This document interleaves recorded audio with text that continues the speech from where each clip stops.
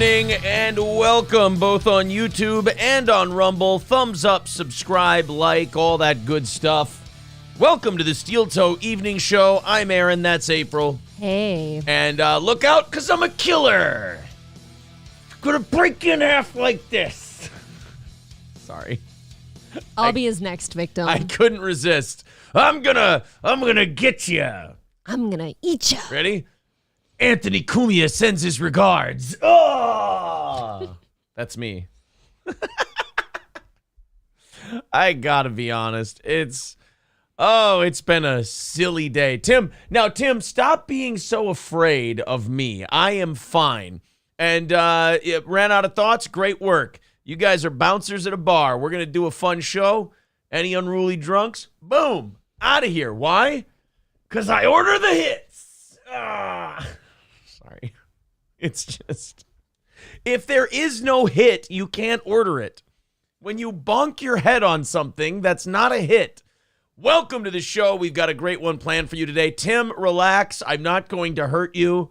Tim made me laugh before the show. He writes, woohoo, Aaron the Killer. Don't F with this guy. I'm sorry for everything mean I've said. You don't have noodle arms, Aaron.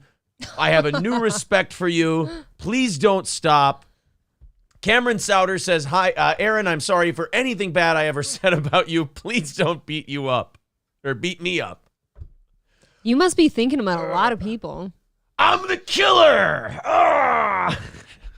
Look out for me. I'm the boogeyman. I'll be honest, it's getting gay.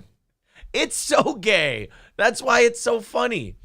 I'm the monster man under your bed. Look out. That's everybody tonight. They look under their bed. They lift up their comforter. You know who they're looking for? You. They're looking for me because I'm the boogeyman. Tigger next door says, breaking us in half with his big man goatee. Oh, thank you, Scarface. I appreciate it. This was a gift from Max and from Canada. This was a gift from him. I've decided today that it's Wrestling Shirt Wednesday. I took a shower a little bit ago. I changed out of my NWO Wolfpack shirt. I went to my Stone Cold Steve Austin shirt. And holy shit, are we busy. I got the first 5 stories of tonight could take up the whole show. Okay. We have a plethora of things to talk about tonight. So here's what I'm going to do. I'm going to get to work in the chat with you guys. I'm going to hang out with you for a while. And then off we go into the stories, into the stuff to talk about. I may even, now that I've done some reading, I might say something nice about Steven Crowder tonight. It's possible. That doesn't seem normal for us. Anything can happen. I could say something nice about Crowder today. All right, let's continue on. JC calling me Thunder Lips, the ultimate male in the flesh, baby. Jack Burton says, if it ain't the Sicario boss in the flesh, cheers. Have a great show. No, what did I get called on Compound today? I'm part of the 3 families. The 3 families. Yeah. WATP. Well, no, I think it goes Anthony Cumia, yes. WATP, Steel Toe. Anthony doesn't even say my name. I'm just Steel Toe. I know where I stand. Well, that's kind of shitty of you to say we're all a team here. I'm kidding. I'm fucking around. So wait, does that make me? I'm Frankie then. I'm Frankie Pantangeli, I think is who I am. Sure. Let's continue on here. I want to catch up with you guys. Fuck you, dude says you got a couple mentions on Cumia today. Yeah. It was nice, and Cumia kind of made our call on that by the end of it. He said, you know what? Enough of this shit. Nobody wants to talk about this, and I was like, you know what, Anthony? I hear you, buddy. From the word go this morning when we woke up and found out that we were the ones who apparently put hits out on people now. How often do you think we think about you people? That's what Anthony said. I don't think about any of you nearly enough to do such a thing. Anthony said the same thing today. He goes, I can't imagine. Gavin actually said, he goes, yeah, it's the Don Draper meme. It's the, I don't think about you at all. Ever. Look under your bed for the boogeyman tonight. You're not a topic of discussion. We don't talk about you. We don't think about you. Ever. I'm the boogeyman. What's wrong with who got rid of Dick Sneezies? Dick Sneezy's he's a good guy. Yeah, he usually is, unless he was like. Oh, he got timed out? Oh, because he was writing a bunch. Okay, spammy. I understand. All right. Well, leave Dick Sneezy's alone. I like Dick Sneezy's. That's a sentence I never thought I'd say in my professional life. All right. Marquise, what's going on, buddy? Listen, I know I have the unfortunate skin color on me, but listen, I'm sorry for every joke I made at your expense. I'm sorry to April for every joke I ever made at your expense. I think your goatee looks great. Apologize Please louder. don't hurt Apologize louder. I'm sorry. Harder. I won't say anything bad about you guys again. I won't make any memes about you. Hey, Please shut up. don't hurt me. Hey, I don't speak Ebonics. Say it clearly and enunciate. I'm sorry. I'm so hurt. Please. I'm just a little waif. Please don't hurt me. All right. Thank you, buddy. I appreciate that. All right. I'm going to let some people have their fun. Why not? It's a hilarious, stupid thing. Mad Max says, Aaron, I'm not sorry for being mean. Anything I've said, but you didn't need to firebomb my house. My wife and my kids were trapped inside. Probably should stop hurting people. Oh, boy. John Hahn says, no pregame shit tonight, April. Still looking nice and thin, lady. I don't know what's pregame? What's your pregame? Oh, pregame shit. Oh, because you shit on Mondays. Does that bit ever die? I'm never shitting. Well, I actually don't shit. You know what I don't like? I don't like the fact that you try to protect your image here. I thought ladies weren't supposed to do that. Lean into the shitting thing. It's But fun. I think I have for about half a year now. Well, give it another 20 and we'll be fine. It always just used to be, she's dropping off the kids. Amanda Hugginkiss says, nice things about Crowder. The world is ending. No. It's fine. Daniel says he's gone and there's nothing we could do about it. Oh. Yeah, and guys, as far as that other guy, he's an F-level grifter who is trying really hard. I don't even mention him. He's silly. No Pen 15 Fathead with $2 says, here's a couple bucks to go towards your next hit. Oh, shit. Is April going to grow a goatee? They want to know if you're going to try. No, I've tried. It doesn't come in very nice. I understand. Shane M with $10 says, love you guys and love shitting on you. Keep on going. I'm loving it. Thanks, bud. Scarface with $4.99 says, is this enough to stop you from throwing a brick through my window, Don Imholt? Jeez. We'll see. Time will tell. Aaron Imholt, apparently the Brad Wesley of Minnesota, he says. Thanks, guys. Thank you. I'm enjoying my new monikers and my new, what do they call it in wrestling? My new gimmick. You guys are making him more of a man than he thought he was. Yeah, I'm liking my new gimmick. That was guys, Indoctrinate was okay. I think he was just fucking around having some fun. That's all right. Love the shoes with Corey and April, says Nolan T. Oh, that's very I think nice he means of you. Shows. That's fine. Corey and April. That's it's steel wonderful. toe shoes. Yeah. It works. Kyle W with $5 says, please don't break my leg. I mean, Thanks, look, guys. if you guys behave yourselves, let's just say this. Never hit anyone who didn't deserve it. That's kind of the take we're having, huh? It's Wrestling Shirt Wednesday. I went with Running's Fleet Store shirt Wednesday. I don't know. Oh, no. Shitty shirt Wednesday for me. Gurmy is accusing me of leaving a horse head in his bed. I swear to God, that wasn't me. That shit what? got out of hand. That would soak right through a futon. Barry says, welcome back. Worst show on YouTube. Welcome back, Barry, the biggest fan on YouTube. Marquise with $2 says, don't mess with Aaron Capone. 33D. Oh my God, I can't even read that. Worldwide says, you see, for me at least, you've been around for a minute, but I had to test that first April smiles and you laugh perfect enough, said Guj. Thank you, Worldwide. I tried to do that as best as I could. Did I say that right at the end? Guj? G. No, I think that's a J. J? Oh, it's a long ways for me. Or he's trying to say good Jew. I prefer G. Gucci. Rexstart parody account with $5 says, I always thought the talk about pets and families being held ransom was a joke. Here's some completely unrelated money. Oh my God, we might knock it out tonight just because people are worried I'll kill them. We're kidnapping all of your dogs for our dog's birthday party tomorrow. We're gonna get them. Just kidding. Break them in half like this. Zen Rhino says, Aaron is a mob boss and April is a wartime consigliere. Yes. If I had a real consigliere, a Sicilian, this wouldn't happen. Oh. 180 away from tonight. Thank you guys very much. John Hahn says, I know it wasn't a steel toe fan.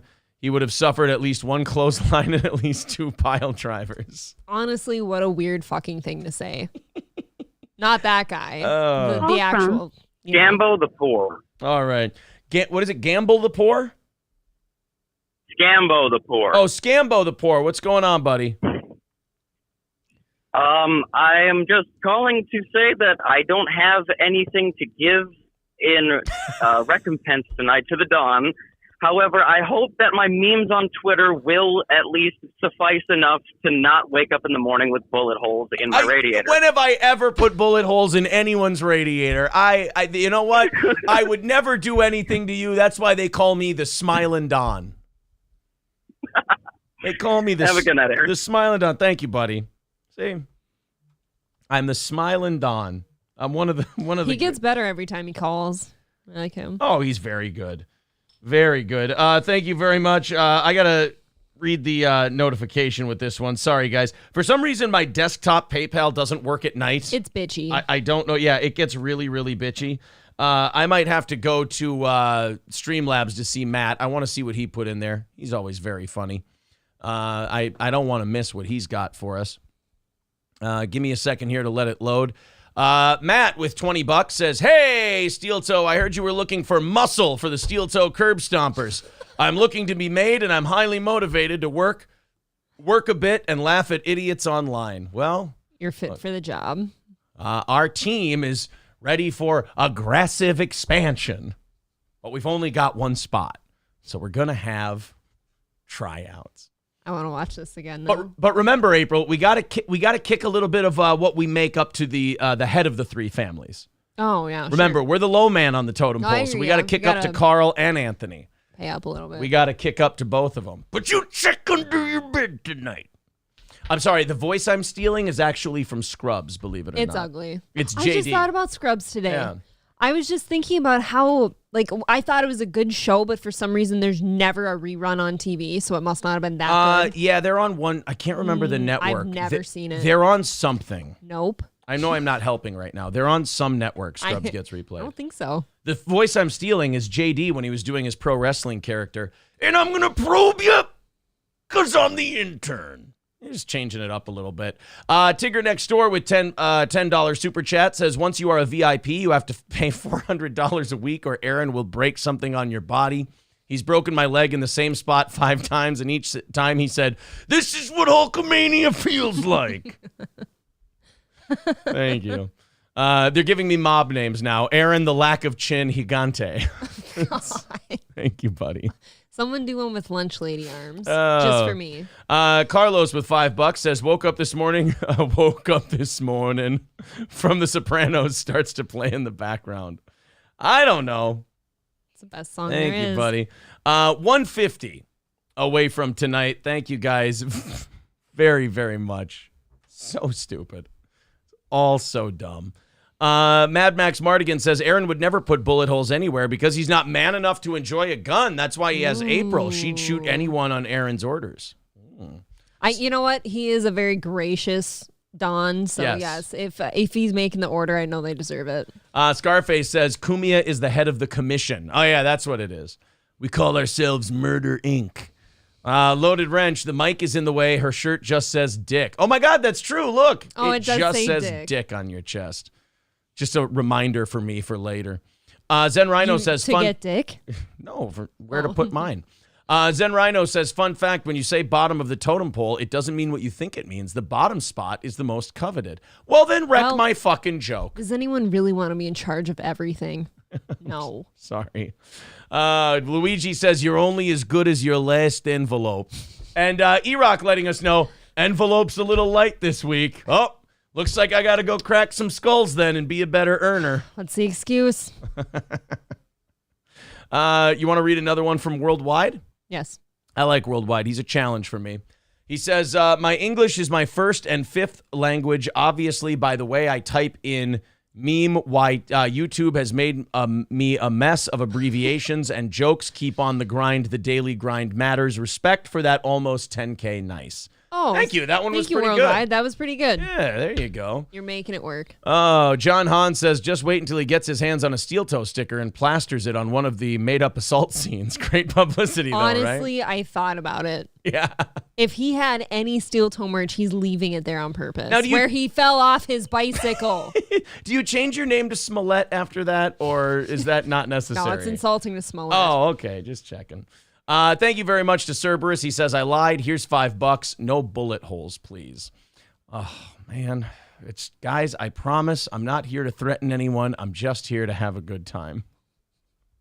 Oh, shit. Marquise Harris with $10 says, I know my envelope is light, Daddy. I'll work that corner harder. Please don't hurt me, Don Daddy Imholt. Don Daddy. I like this. Don Daddy. What was my other name? Aaron, I can't even remember. Imholtstein. Nicodemo Imholt says, hi, main bro. Citizen M says, really disappointed to see you joking about it this morning, wearing makeup when it appears he clearly got the shit beat out of him. Not a fun show. I don't know. I agree with Anthony. I agree with his take on it. I think it's not quite that. Sorry, buddy. Sorry. I didn't even go that far, so I clearly wasn't on the show this morning, but I put in the chat several times in case you want to comb it up, anybody. I basically said, like, I would never condone hurting anybody. No, I don't think course people not. deserve that. Clearly, we would never, encourage that behavior. But when you surround yourself with crazy people or you're just a shitty asshole, look, this is bound to happen someday. Behave. Not only that, but me... It's going to happen. Me and an advertiser of mine was openly accused. Sorry if I'm not a nice guy about it. Right, that's ugly. You can't let that sit because that's slanderous against you, obviously, and our advertiser. I'm actually being a remarkably nice guy by not doing anything about that. You're being generous. Yeah, yes. I'm a very generous God. I've said this numerous times. So I would, if I were the rest of you, I would just pipe down a little bit. I would too. Know your place, as it were, and understand I'm being very, like I tweeted earlier today, some days it's hard to be magnanimous, but God damn it, here I am. And I hate sitting here being me, wishing that people could just be honest for a change. Like, you could just say, like, oh, some shit went down outside a bar or something. And while that's not cool, this is what happened. Like, you don't have to go saying Carl or Steel Toe or Cumia put a hit out on you. That is so fucked up. None of us would do that. Or I fell. I fell off a bike, something like that. It doesn't matter. Whatever it was, just be honest. No one's going to make, even if they do make fun of you, isn't that what we're here for? Exactly. TFATK says, hello, first-time viewer. Heard about you folks. Yeah, we play a lot of your stuff. We give you credit every time. We really enjoy your channel. You do a great job. People, by the way, guys, go subscribe to TFATK on a serious note before we dive into stuff tonight. That guy does the Lord's work. He watches a shitload of Fighter and the Kid and Brendan material and like other podcasts that like Mark Harley goes on and stuff. And he does all the hard work, and then jackasses like me get to sift through it, pick the ones that we want to talk about on the show, and we go through those ones. But that's the guy that does a shitload of the work. And we do appreciate the stuff he does. So thanks for stopping by, buddy. Yes, thank you. I appreciate it. All right, so subscribe to his channel. Really good guy. We have an update on the coffee thing now. The coffee thing started as we were making fun of Jeremy from the Quartering because, and I don't even know how much we were making fun of him. We were fucking infuriated one day because we were playing that hacky little bit that we started doing, who would you rather listen to? And the first one was Ethan Klein or Jeremy from the Quartering. Boring Jeremy, as Royce and Mersch call him. Awful choices. Really bad. I mean, we really leaned in. And then this week, Ethan won. People would rather listen to him, so we went Brendan and Ethan this week, and Brendan won? Brendan won. Brendan won. So I think, what do we have, Brendan and Tim Pool for next week? Brendan and Tim Pool. I don't know who else we came up with. Brendan and Tim Pool's going to be we'll only think about it week to week. Okay. So we were joking. He did a video, Jeremy did, where he goes, this video is totally insane. or something along those lines. And it turned out to be of like the 8-minute video, 5.5 of it was plugging his shitty coffee. And I said, it's probably, the coffee thing is so, I wonder how hard it is to get a coffee. I bet we could get a coffee. And we kind of did it as a way of goofing on Jeremy. Just get it going. Well, here's Zen Rhino knows people in the coffee business. I get an email today, and now we're working out the coffee that we decided with the audience here we're going to call April's Magic Bean. I am so excited. I'm a huge coffee enthusiast. I hope it's delicious. Because that's an honor. So it looks like, I'm the king of speaking out of turn. That's for sure. Ask anybody. But it sounds like April's Magic Bean is a go at some point. It's funny because it all started as a way to fuck with Jeremy. It's just a joke. It was a gag. Here it is. It was a gag to kind of go, oh, yeah, coffee, right? Now all of a sudden, fucking April's Magic Bean. I would be so excited. Is becoming a thing. So we'll give you guys details as they come. It's just, you just run your fucking mouth sometimes. And if you have a little bit of an audience, they'll get it done for you. They'll get it done for you. I thank you guys. And thank you to Zen Rhino. Thank you, Zen. For putting that whole thing together. Well, now I'm nervous because I got a guy that I admire his work and everything else. He's checking out the channel for the first time. Now I'm going, hey, is all the stuff I picked to talk about tonight a bunch of horse shit and it's going to suck and he's going to go back to everybody and go, this guy's a fucking retard. I don't need that on my soul.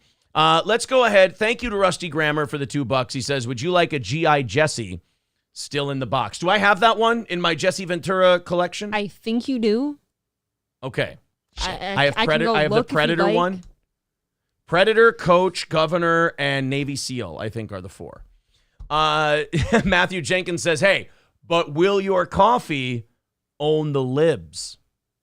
That's true. Only if it's in your heart. That's true. The coffee has to own the libs. If you're buying coffee just to taste good coffee, you're a gay. Hey. But if you do it to own the libtards, then it's coffee worth buying. If your coffee doesn't make a political statement, what are you, a cuck? But does it have to? People do that though. Like the chocolate. We talked about the Daily Wire chocolate thing. Yeah. Yeah, Hershey made a dumb candy promotion. It was fucking stupid. And it's a spit in the face to women. But at the same time, that doesn't mean that you make chocolate and turn it into the chocolate war for the soul of the country. Oh, man. Oh, goddamn. Hopefully our coffee is politically neutral. I prefer it that way. Hopefully it's not. If it's going to be in my namesake, it's got to be politically neutral. It has to be delicious. Look, it's already got the cool name. I ain't trying to smash the fash or own the libs with my coffee. I'm just trying to make a fun clit joke about my wife. That's it. That's where my coffee starts and ends. Does anyone want to talk to me about like working on the packaging or anything? I want to be part of this. My name's on it. We'll get there. I'm too excited. We'll get there. All right, let's. I wanted to talk to you guys about this one. It looks like YouTube. I don't know if they got wind that ROTC back in January or December became Rumble exclusive for their live shows. That their 3 to 5 went to Rumble. Yep. But YouTube has started going back years now and striking the shit out of the Revenge of the Sis YouTube channel. My instant reaction to that is that's not a YouTube thing because it would have tripped the algorithm long ago. That's somebody looking. Yeah, that's somebody looking up stuff. That's horseshit, because man. If it's sitting on there for 8 years, you gotta believe it's safe. This was a tweet from Royce today. He says, we got 3 strikes in 5 days and 4 videos removed. Some of the videos are 4 years old, but the one thing they have in common is we are giving updates about the Dan Schneider story. Okay, that was a Nickelodeon executive who got accused of doing the dirty things with the kids. If you are curious, you can watch the video unedited, and then he puts a link on Rumble. But then they had some medical misinformation strikes, and the strikes they were getting is, stuff that it has been confirmed now. Like it's not medical misinformation or anything like that. They had a Kanye thing taken down. They had, I think Royce said by this afternoon, all in all, it got up to like 10 videos of ROTCs got taken down from their main channel. That's clearly not just a YouTube problem then. That's somebody's upset with them. Yeah, it seems targeted. That's really too bad. I don't like that targeted shit. That's not cool for anyone. Bob's backhoe operator must be the guy. He says, we can talk about you working on multiple packages. Is that the guy, or is that making a package joke? I don't... Okay. That's true. You know what? I'm not sure. If that is like the real guy, feel free to message me. I'd be all over that. People are in the chat. People in the chat are saying it's 11. 11 strikes. It's 11 videos total taken down. At least 3 strikes. Sure. I mean, yeah, that's got to be targeted. And I thought after 3 strikes they just wiped out your channel. So I don't know if their channel's gone or if it's just suspended for a long time. I know that ROTC has been demonetized for years on YouTube, but I mean that it's just absolute bullshit. There's got to be a statute of limitations on, how long until you can pull those down. And there's got to be a lot more YouTube sending people notices saying, "Hey, this doesn't look on purpose. Could you just take it down?" I think that statute window should be relatively short too, because if it's not causing any problems within that first few weeks or something, why take it down? I think, having them take down the video should be the manslaughter, and strikes should be murder. Like there was intent. This was premeditated. You did this, whatever. Versus, hey, you guys are a talk show. It was stream of consciousness, but we think you kind of fucked up here on our standards. Take it. You have 48 hours to take it down, or we're giving you a strike. Right. I mean, I don't mind that, like but that too. To come in and just fuck with a channel like that, a dozen videos in a couple of days, that's not an accident. That is not an accident, and nobody could convince me otherwise. I don't like it. No way. I know. I can tell you this. Since we came back from our strike about 3-4 weeks ago, our reach and like the amount of stuff, like videos that YouTube's put out there, has gone down. It's limited. They choked that off after a strike. I mean, it's too bad. It's I feel bad that happened to those guys, but I gotta tell you, man, and now you got Crowder going off to Rumble. He's going Rumble exclusive. We'll talk about that in a second. And look, we've never made it a secret that we're not big Crowder fans over here. No, but the likes of like Crowder and ROTC being on Rumble exclusive, I think is good for us and all Rumble users in general, because they will make improvements. And I think Russell Brand as well. Yeah, is on there exclusive. They're going to keep making big improvements then in things like chat and stuff, because they know the big audiences over there. If they fix the app and they get the chat going, I think they've got it pretty much nailed.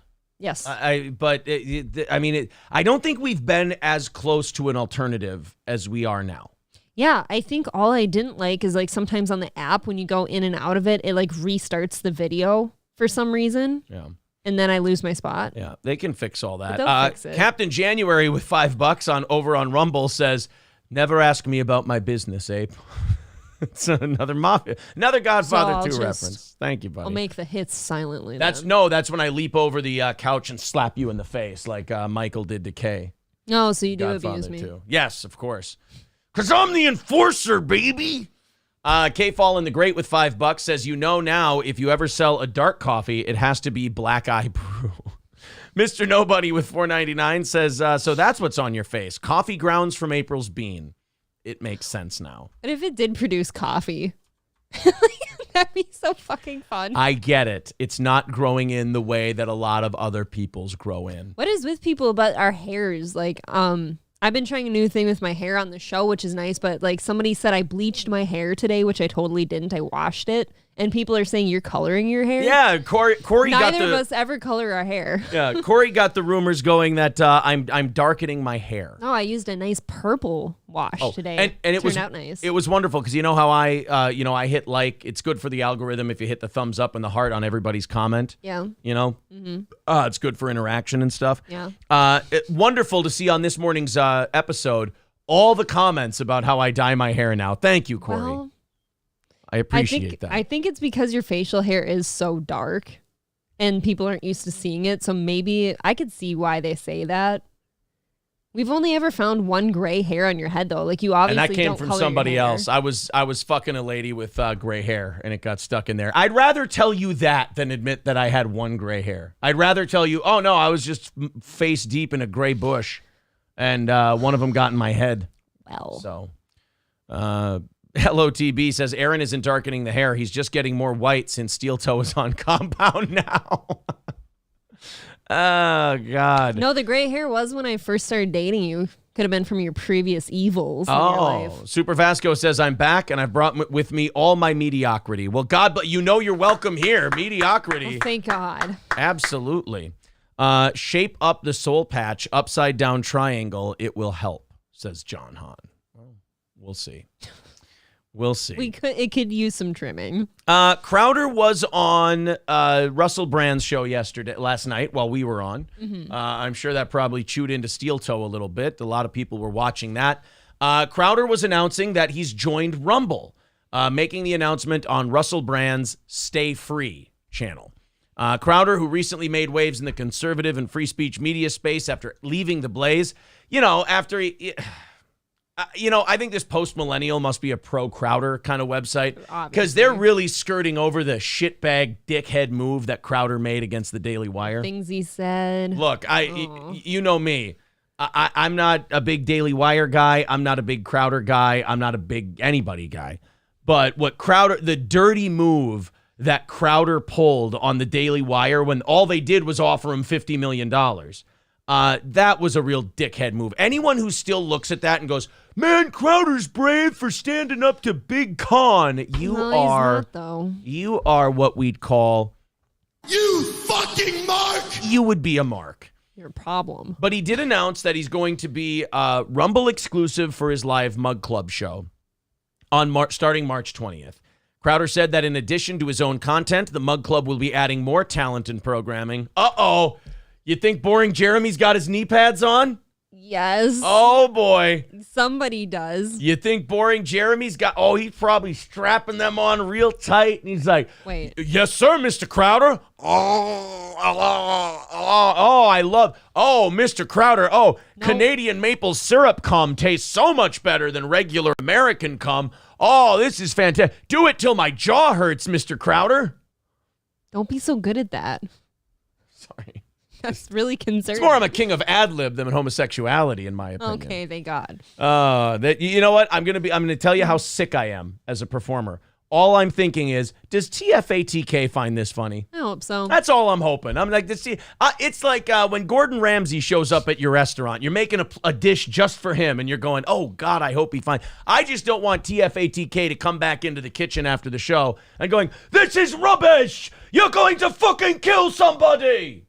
There's like 98% chance of yelling. Right. If it's that guy. I don't want John Taffer coming in my bar and going, this is absolutely rotten. You're going to get somebody sick. Shut it down. I don't need that from TFATK. And judging by my incessant need for his attention, I'm guessing that he's already left. I haven't seen him. I haven't seen him for a while. Son of a bitch. Well, I'm sure somebody will send this to him. I'm sure. He'll say, they'll wow. Send him the whole dick-sucking segment. Yes, they'll go, wow, I'm really glad I got the fuck out of that channel. Shit got gay. That guy has a lot of problems. So Crowder's going to Rumble. Now, as I understand it, Crowder didn't fully divorce himself from YouTube because, much like Daily Wire, this is kind of what I hate about the guy. Uh-huh. He needs YouTube as well to promote the other shit that he's doing because there's billions of people there.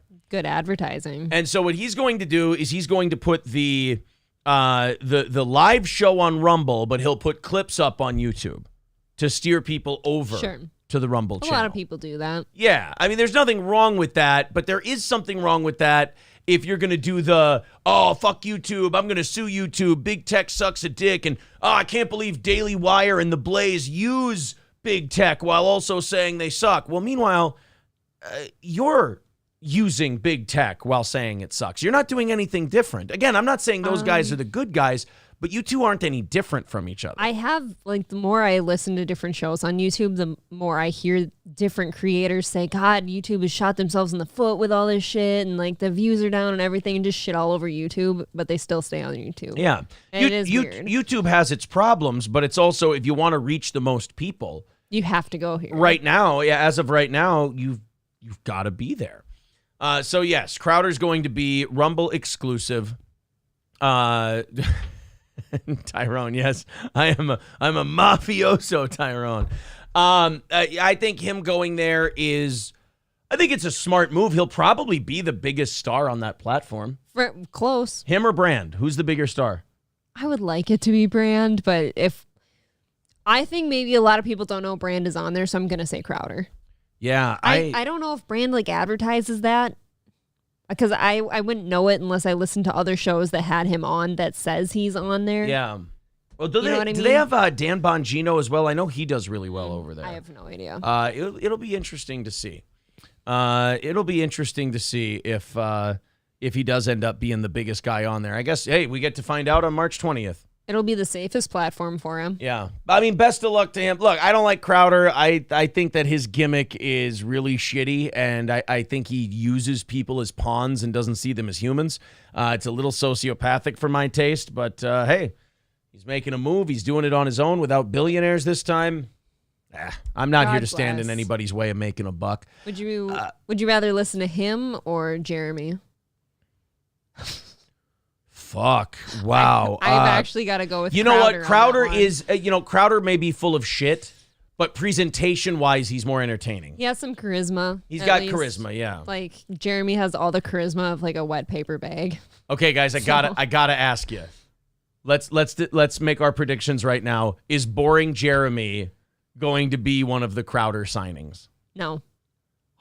Do you know how fucking brutal of Steven that would be? This guy has sucked your dick. He's cradled your balls. He's swallowed the gravy. He's done everything you could ask a man to do. Yeah. And if Crowder doesn't ask him to be a part of whatever he's doing, that is just the worst. I just feel like I see everyone saying for sure, yes, whatever. I just feel like Crowder's going to look at a Jeremy and be like, that guy's just awful. Now, the rest of the audience is saying that, yes, Crowder's going to bring him aboard. They think he will. I don't know. Do you want to get your knee pads out? For Crowder? No, I got mine out for Anthony, and it got me a special and then something else down the road. Sure. So, my knee pads have worked so far. They're not scuffed up yet. Yeah, they're not too scuffed up yet. You've got the nice gel ones. Well, I'm part of the three families. But I am too. I'm the bottom of the three families. Well, I'm the head of the I'm what do you call it? I'm a capo regime, I believe. I think Carl and I would be capos. Anthony just had to make your head a little bigger. Yeah, I gotta kick up to the boss. So that includes the knee pads, as it were. Brand has almost 1 million followers on Rumble. Okay, that answers that question. That's fantastic. He's not a boring guy. No, at all. Very interesting. Really interesting. I mean, he's one of those guys who's interesting to a point, and then you're like, okay, this guy's kind of full of his own shit, but who isn't at some point? Fat. How dare you? Sounds like somebody wants a horse head in their bed tonight. I love horses. Oh boy, I tell you what. Triple N says Jeremy is searching for an internet daddy. Yeah, Samuel says Aaron is one of Kumia's cooks. Yes, that's what it is. Alex Stein is I haven't seen this thrown out there anywhere but this article from CNBC, so I don't know if this is true. I know Alex Stein liked it on Twitter. Okay. He's apparently suing Alexandria Ocasio-Cortez. What? There's no way. That can't be right. You know what? I'm starting to really regret, because it upset him, but he came on the show and we worked everything out and we're good. But I feel like I should have never told him to move on from the city council stuff. Yeah. Because now he's fucking suing Congress people. I'm like, holy shit, dude. I didn't mean that. But now he's got there's people who have taken up. I think it was a good idea to stop doing the city hall stuff, because now there's Alex Stein copycats who are now going out and doing it. Yeah. Which is okay, good. He can move away from it. He can be done, and he can kind of franchise it out. He's got a good show going now. Yeah. He had some lady come to him, and they looked at him. She waited for his car to pull up in the parking lot, and when it did, she said, "Franchise the damn thing. Franchise. Come on, the city council thing is too good for just one guy to do it." Alex Stein's like, "We already tried that." Going through this whole big spiel. Then she told him, do it for your country. And then they let her do it. Oh. They let her do it.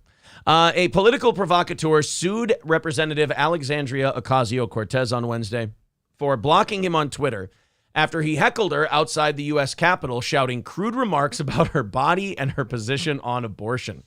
You remember the one where he called her a big booty Latina. That one stuck. There's shirts of it. Yeah, the big booty Latina thing definitely left its mark. Yes. That's for sure. Right on the ass. He sued her for blocking him on Twitter. Can you do that? Calling the New York well, yes, because there was this whole court case about public servants blocking people on Twitter, and that can you or can you not do that? Now, I think they ruled that like on somebody's personal account, you can.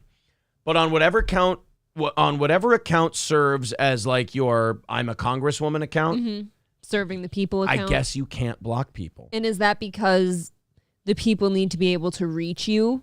Or why would that be? Because to me, that seems a bit ridiculous. Yeah, I know. I guess that's the logic. Interesting. But calling the New York Democrat his favorite big booty Latina, it's always great. I learned this when we had that Iowa situation on radio, or when I had the Nurembergers bit and I had to read stuff in print that I had said. It's so fun to get in trouble for something and then read the quote back. Yep. Where the writer's trying to make it sound like you said something horrible, and you read it and you go, this is going to have to get said over and over again. Right. If they go to court, they'll have to say this in court. Big booty Latina. Yeah. And Hi Main Bro, this has always kind of stuck with me too. Hi Main Bro says, does she even have a big ass? I don't think she does. No, she's pretty slim. I don't think she has a very big ass. She doesn't, but that was just kind of part of the fun. Yeah, he's just saying big booty. He's just using porno words, that's all. Comedian Alex Stein yelled to the lawmaker, my favorite big booty Latina, that he loved her as she entered the building on July 13th in a video he posted online. She wants to kill babies, but she's still beautiful. You look very beautiful in that dress. You look very sexy. Look at that big booty on AOC. Look how sexy she looks in that dress. Ooh, I love it. AOC, hot, hot, hot like a tamale. Doing my best Alex Stein. Somebody in the courtroom is going to have to read that. Somebody is going to have to read that into the record. A stenographer is going to have to type it up, and it will be filed away somewhere in court archives until the end of this country's history. Now I feel like this is a new bit by Stein at the moment. Like he's just doing this for the gag that somebody's going to have to read this, and she's going to have to stand there like embarrassed about it. Next, he sexually harasses Dan Crenshaw. My favorite angry pirate, Dan Crenshaw. You give any more money to Ukraine, Dan Crenshaw? My favorite, it's the angry pirate. By the way, if he uses angry pirate, I want a fucking, how do you do for that one? Angry pirate is now mine. Has he not given you enough how do you do's? He actually did plug us very nice on his Blaze show. So I should probably shut the fuck up and just be grateful. You're getting needy. Yes, I'm being a little needy and cunty. Stein's lawsuit cites a federal appeals court decision that ruled against then-President Donald Trump, saying he violated the constitutional rights of several people by blocking them from following him on Twitter. The appeals court said Trump was acting in his official presidential capacity when he blocked those people. Just days after that ruling in November 2019, Ocasio-Cortez apologized to and settled the case with former Brooklyn Assemblyman Dov Hikind, who sued her for blocking him on her AOC Twitter account in response to critical replies to her tweets. So, yeah, it looks like if she blocked him on Twitter, she's technically breaking the law. She's on the hook for it. She's going to have to probably unblock him. Holy shit. Pay. What do you pay for that? I don't know. Nothing. I don't think, I think you just have to unblock him. What would happen is you'd probably be ordered to pay his legal fees. Okay. And then after that, you'd have to unblock him on Twitter. It's the humiliation of it. So basically, Alex Stein can file this lawsuit, AOC can unblock him, and then I guess he can drop the lawsuit, I suppose? I guess. Yeah. I'm guessing that's... I'm guessing he's just going for the humiliation angle. It's funny. Yeah. Well, it gets his name in there. They're going to have to say Blaze Media host. Alex Stein. Yeah, they're going to have to say his name over and over. It's a smart move. Look, the guy knows how to promote himself. He's not stupid, that's for sure. Yeah. He absolutely knows how to promote himself. So there, he's suing AOC, and hopefully the two of them can squash their lovers' quarrel. And she's got to sit at home thinking about this now. She's got to get a call from her lawyer. How awful. She's got to get a call from her lawyer being like, yeah, we're being sued. By who? The guy who called you a big booty Latina. You remember him? Sorry. Oh. Apologize. John, yeah, I saw that. It's ridiculous. Let him die. Let him die. Jordan says, wow, looking stunning today. Not you, April. Aaron. New boot goofing. Well, that's just reasonable. There you go. Let's go to our next story here. So we cleaned out all the we didn't clean out all the internet stuff closet. We've got I got Jordan Peterson tonight. Another one. Jordan Peterson used to he used to stand on like the gender argument and compelled pronoun speech, and I'll refer to you as your biological pronouns and this and that. Mm-hmm. And as time has gone on, and he's gone a little bit crazier and a little bit crazier and a little bit crazier, the hills that Jordan Peterson decides to die on are getting stranger and stranger. Like, it's usually as you get more famous and as you get more influential, you start to pick your battles a little more carefully. Yes, it's the opposite for Jordan. He's like, oh, well, you say that meat is better medium well. Well, then you must be a dirty, filthy communist if you're thinking something like that, because that's absolutely preposterous, and I'll prove it to you. It's like, Jordan, I don't think he was being serious. I think he was fucking around. He just seems kind of old and off his rocker. Yeah. Lately. I don't know what happened to him. He's had a rough go of it upstairs in the last few years. There's a lot of weird shit with Jordan Peterson. And he apparently is now decided on Twitter that he would wage a battle over toilet paper. No, I wish I were making it up. The only acceptable debate on toilet paper would be like which way you put it on the roll. Or the ply, or what ply, brand or anything like that. No, I won't even do the brand one because there's a couple good brands that could be acceptable as an answer. But for me, if somebody puts the roll on the roller backwards, you're awful. I think if you worry about where the roller is, you're too autistic to function. No. I think it can work either way. No, the roller's always in the same spot. It's which way the roll That's itself. what I mean. If it rolls back or rolls forward, who gives a shit, right? Doesn't it take a few seconds just to change it? Yes, but how annoying. Right. But that's kind of like women's horse shit with, the toilet seat needs to be this way or that way. You put it how you need it. A guy will put it how he needs it. Well, hold on Period, now. point blank, end of story. That one I've always understood, too, because women typically aren't supposed to have to touch a filthy toilet seat with their hands. Oh, but we should? Aren't you washing your hands? You're the one who has to. We don't. Aren't you washing your hands afterwards anyway? But then you've got to touch it before you sit down to do your business, so you've got to wash your hands twice. Oh, my God, you are so scared that's of not you are such a germaphobe. You're like a little Howard Stern. No, you don't want to have to do that in, like, let's say, like somebody else's home or something. We're talking about your own home.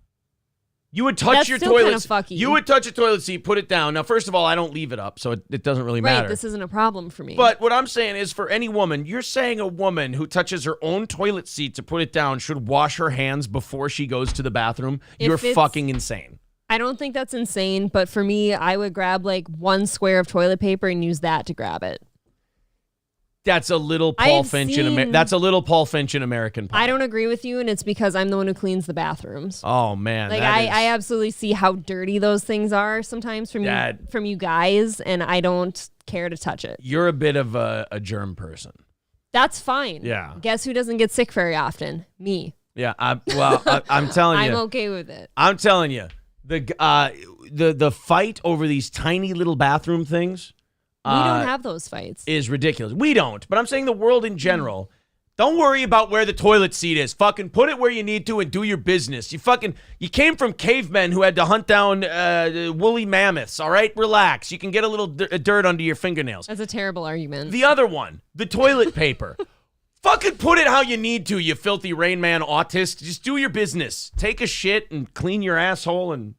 Yeah. There are scientific reasons to why it should be one way or another. Oh, my God. It should be like coming over the top instead of under the bottom, because if it's under the bottom and you roll it, there's a chance it keeps rolling easier. Right. Jordan nails the difference we're having here. He says women clean poo stains, men piss on it. Yeah. Exactly. That is the point, though. I see the poo stains and your splatters and shit. I don't want to touch it. I'm the one who cleans it. I know what's there. Oh, you know what? Pay attention. You know what? I have to relent on this argument today. You know why? It's National Women's Day. No, International Women's Day. So I'm not allowed to argue this one. Well, I think you are. No. I forgot that it's International Women's You're a Day. woman. I've got to. I don't think you have to yield. I have to yield on this one because I am not a woman. So women get to have it.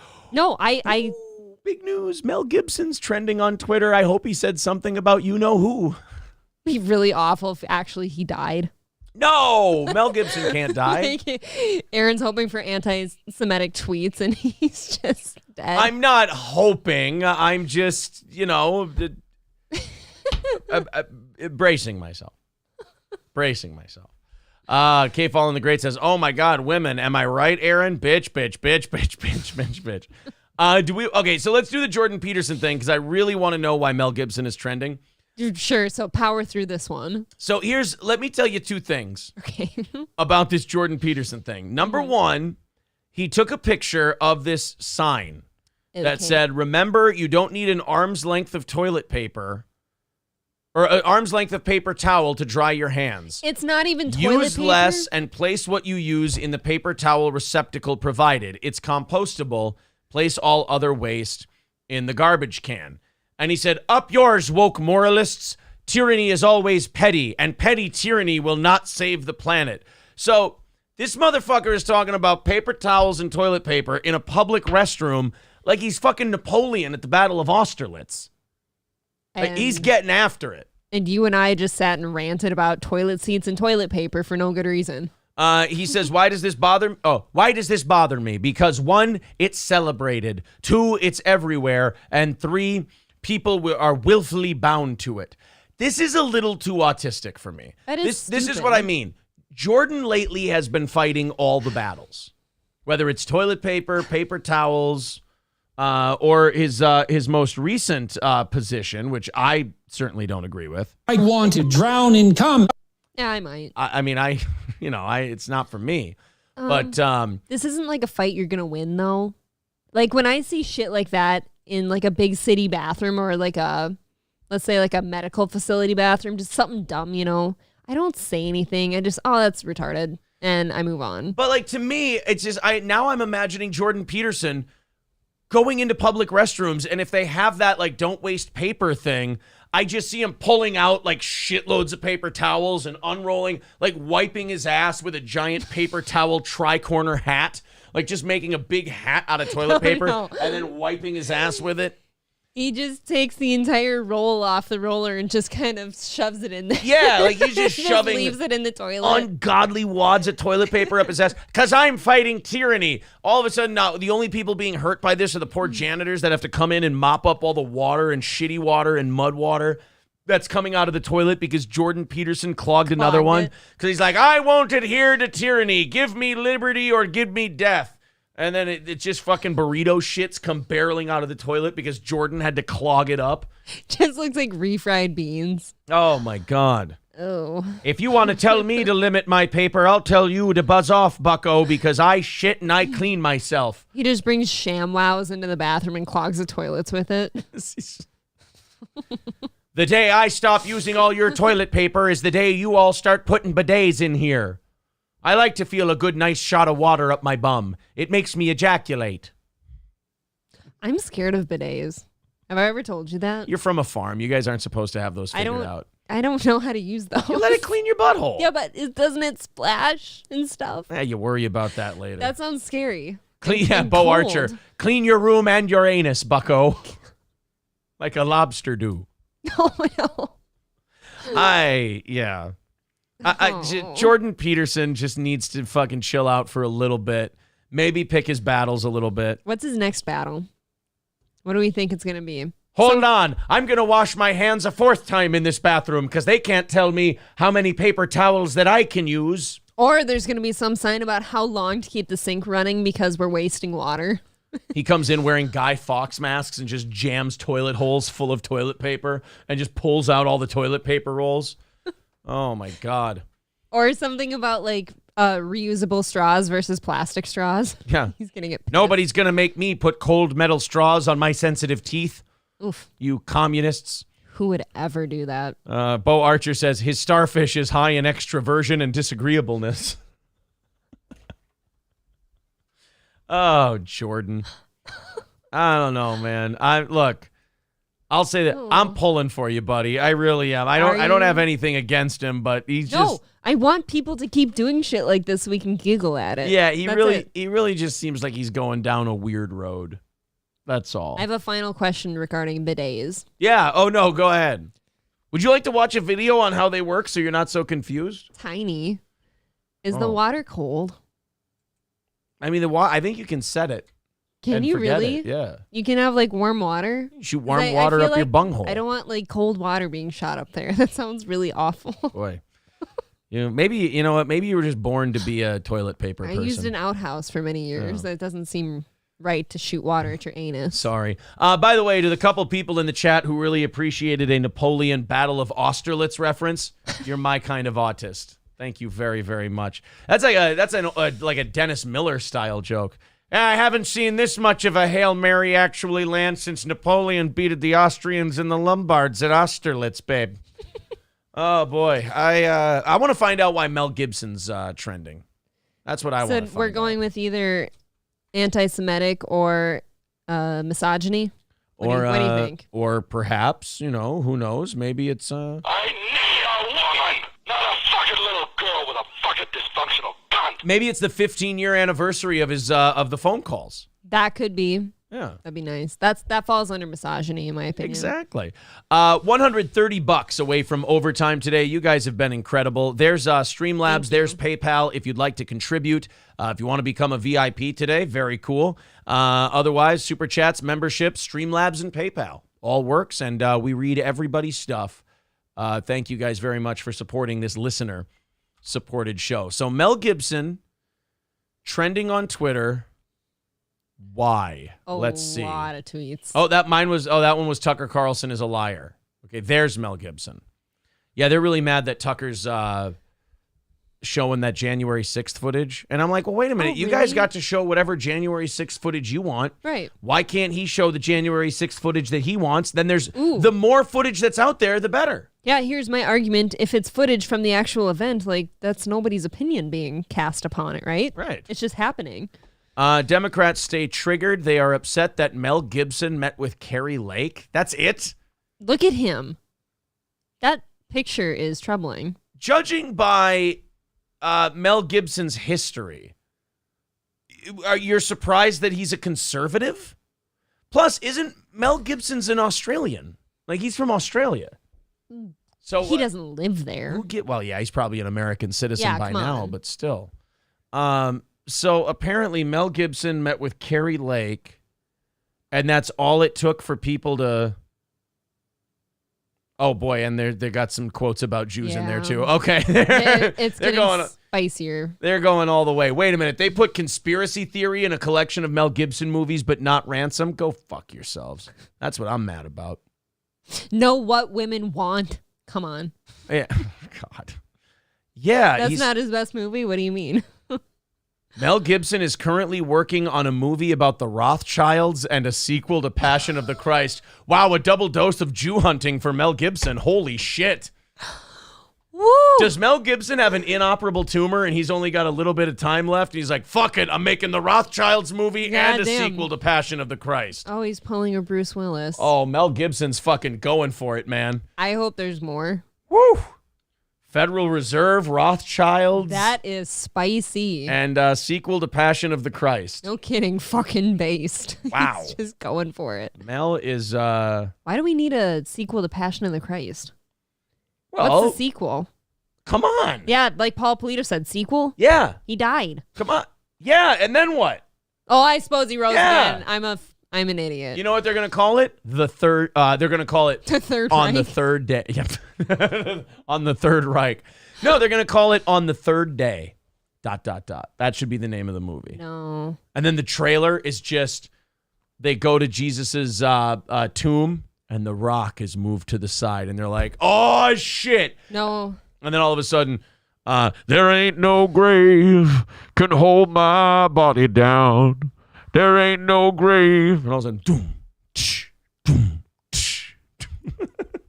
I think it's either going to be called The Rising, or since the first one was The Passion of the Christ, this one's going to be The Return of Christ. Oh, we're going Star Wars naming. Right. Revenge of the Christ. And they're going to release it at Easter. Doesn't he go down like into hell and like fuck up hell? I thought that's what Jesus did. Isn't that what Jesus did? Like he rose and then he went down, he fucked up hell, and then he went back to heaven. He went, go fuck yourselves. I took care of it. Didn't he? I thought I remember Jesus going down. down. Fucking up the devil. Yeah. I fell into a burning ring of fire. Yeah, we could do Johnny Cash as the whole you soundtrack. You are remarkably dumb. Oh my God, they could call it ROTC, Revenge of the Christ. No, please. It would be perfect. That is wonderful. Revenge of the Christ. This time he means business. They're going to call it Yeast because he's risen. Ew. Passion of the Christ 2, Electric Boogaloo. Yeah. Well, this is fun. My lost interest says maybe stick to the Napoleon references. All right, fine. Yeah, that was remarkably off. I didn't know. I thought he went and battled the devil. Didn't he fight the devil? No, he fought hell, Aaron. He fucked up hell. I thought he fought the devil. Didn't he? Or is that what he does next time? He fights the devil. Did Jesus fight the devil? Dude, fuck Iron Man versus Thanos. That would be the biggest fight in motion history. How did Jesus defeat Satan and demons on the cross? On the cross, yes. Oh, man. Oh, hold on. You are. He descended into hell. I remember that one. Yeah, but nobody sits and says he fucked up hell. He fucked up the devil. I'm telling you. I'm telling you the devil still exists, man. I remember but he just beat him. You know, it's like a movie. You got to leave open for a sequel. He just put him in his place. No, that's not what happened. I don't want to see that sequel. No. I watched a movie about this. I remember what happened. Actually, Jesus was minding his business, and he was actually, he was taking in some music. Mm-hmm. He was playing a fiddle. Go on. And then the devil showed up, and he said, you play pretty good fiddle, boy, but give the devil his due. I bet a fiddle of gold against your soul that says I'm better than you. Did they have fiddles back then? Well, Jesus thought about it, and he said, well, now, my name's Jesus, and it might be a sin, but I'll take your bet you're going to regret because I'm the best there's ever been. Huh. They said, Jesus, you rosin up your bow and play your fiddle hard, because hell's broke loose in Israel and the devil deals the cards. And if you win, you get this shiny fiddle made of gold, but if you lose, the devil gets your soul. I think that's the Apostles' Creed. Right? Or is that the Our Father? I can't. He actually, when it was over, the devil bowed his head because he knew that he'd been beat. This is really painful. And he laid the golden fiddle on the ground at Jesus' feet. And Jesus said, come on back, devil, if you ever want to try again. Because I told you once, you son of a bitch, I'm the best there's ever been. And he played Fire 'em out and Run, Boys, Run. Devil's in the house of the rising sun. Working like a devil from a room and board. Oh, no, working like Jesus, I almost said the fucking... Yeesh. I'm going a little too fast. Time to slow her down. Boy, Jesus cuts a mean promo. And I'm going to get you. Because I'm the Savior. In the Apostles' Creed, we affirm that Jesus Christ descended into hell. Exactly what and where is this hell to which he descended? Right. Why did he have to go there? What did he have to do when he arrived in hell? And why are his descent and our confession of it central to our faith? I thought he fucked up the devil. Am I wrong? He descended into hell. I don't know. Nobody's ever talked about him having a duel with Satan. Here. Really? The Apostles' Creed. I should know this as a good Catholic boy. Oh, I know most parts of it. Here. I believe in Jesus. Sure, yeah. He descended into hell. The third day he rose again from the dead. Okay. Yeah, so he doesn't say what he did. Dude, I think there's an unwritten thing that, it's in the secret text. Jesus went and fucked up the devil. Aren't you a good Catholic? I'm telling you. Marquise says, April, stop your husband. I can't. That is one piece of lore that you should all trying like understand. a devil to find the Lord, working like a Jesus from a room and board. I get no say here. Oh, haha, Toei, thought that was actual scripture. Yeah, I just told you guys the Apostles' Creed. Or it's the Our Father. You didn't recite the Apostles' Creed. Apostles' Creed, not the Apostles. You don't pronounce the T in Apostles. Thank you for enunciating, Mel. Why are you looking at me? You are so pretentious. Why are you looking at me like I'm a dick? You're the one who said apostles. Oh my God. April once pricked her finger on a thistle. Oh, I love it during Christmas time when you hang the mistletoe on the ceiling there. I think that's wonderful.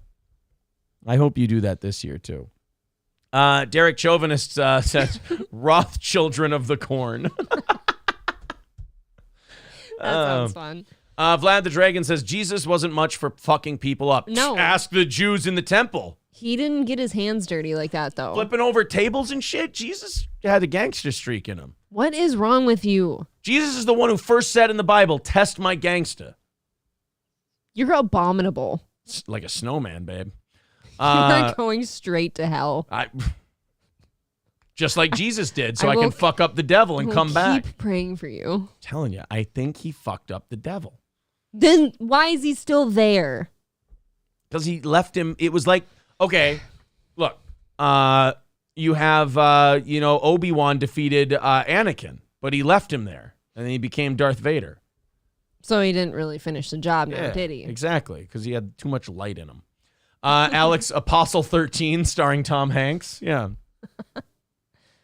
Oh, man. I'm going through the chat here. I missed a lot. You see, if I end my Apostles' Creed by going, if that ain't Christian, I'll kiss your ass. If that ain't Christian, it'll hair lip the Pope. I don't think you're supposed to say that. Oh, you're not supposed to say that? No. Shit. I feel bad every time I say the Lord's name with a swear word. It just feels... Well, it's with a swear. You say Jesus Christ. That is taking the Lord's name in vain. I feel bad when I say that, too. John Cetera, Jesus said he came with the sword. Shring.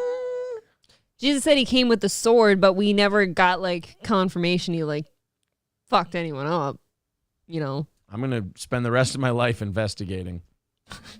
Finding out what he did. Why don't you just die and ask him? Yul Gibbons, Passion of the Christ 2, Crucify This. Yeah, I like this. We're coming up with... Crucify this. That is awesome. I'm glad we came up with... I'm glad we found out that Mel Gibson was trending. He said, trade your cloak for a sword. We got some fucking biblical scholars hanging out with us tonight. Yeah, somebody said Forrest Whitaker is Jesus. Not if Mel Gibson's got any say about it. Yeah, he has a nickname. Jesus, come at me, bro, Christ. Thank you, Doc Brewski. Did you ever watch The Passion of the Christ? Oh, yeah, I watched it the first day it came out in theaters. Skipped school to go see The Passion of the Christ. Fuck yeah. Whoa. Everybody wanted to see that shit. I was a little younger than you, obviously, so I didn't see it for a few years. It's pretty intense. Electric Shoes says the devil, hell, demons weren't invented until the Middle Ages, about 700 years after Jesus died. Fuck. Wrecked it. Aaron, are you going to watch the new Creed? Yeah, once black people stop fighting in the theaters, I'll probably go. Jesus. You didn't see that? No.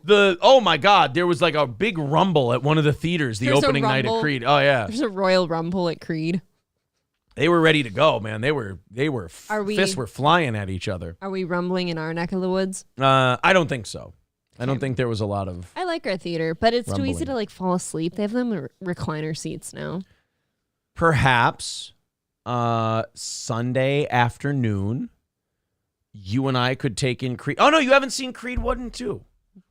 I thought you had me watch the first one. God damn. Isn't the first one where the one guy goes to jail and he has one more fight left and it's against...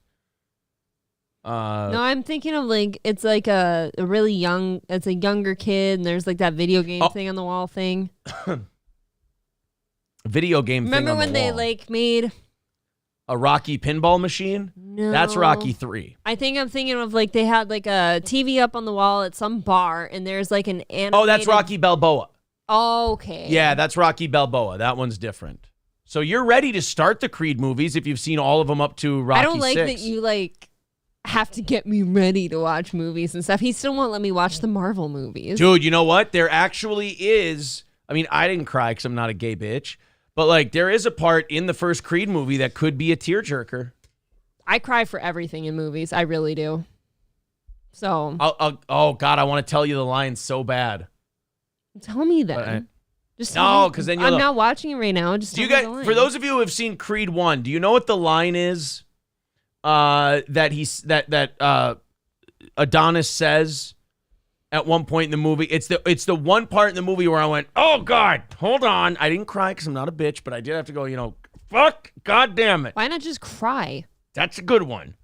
Because, you got to earn my cries. I cried like 6 times during Cinderella Man. I still cry during Cinderella Man. But you got April. What I've heard is you got to control your smiles and cries because that's all you have. And that's the only thing they can't take away from you.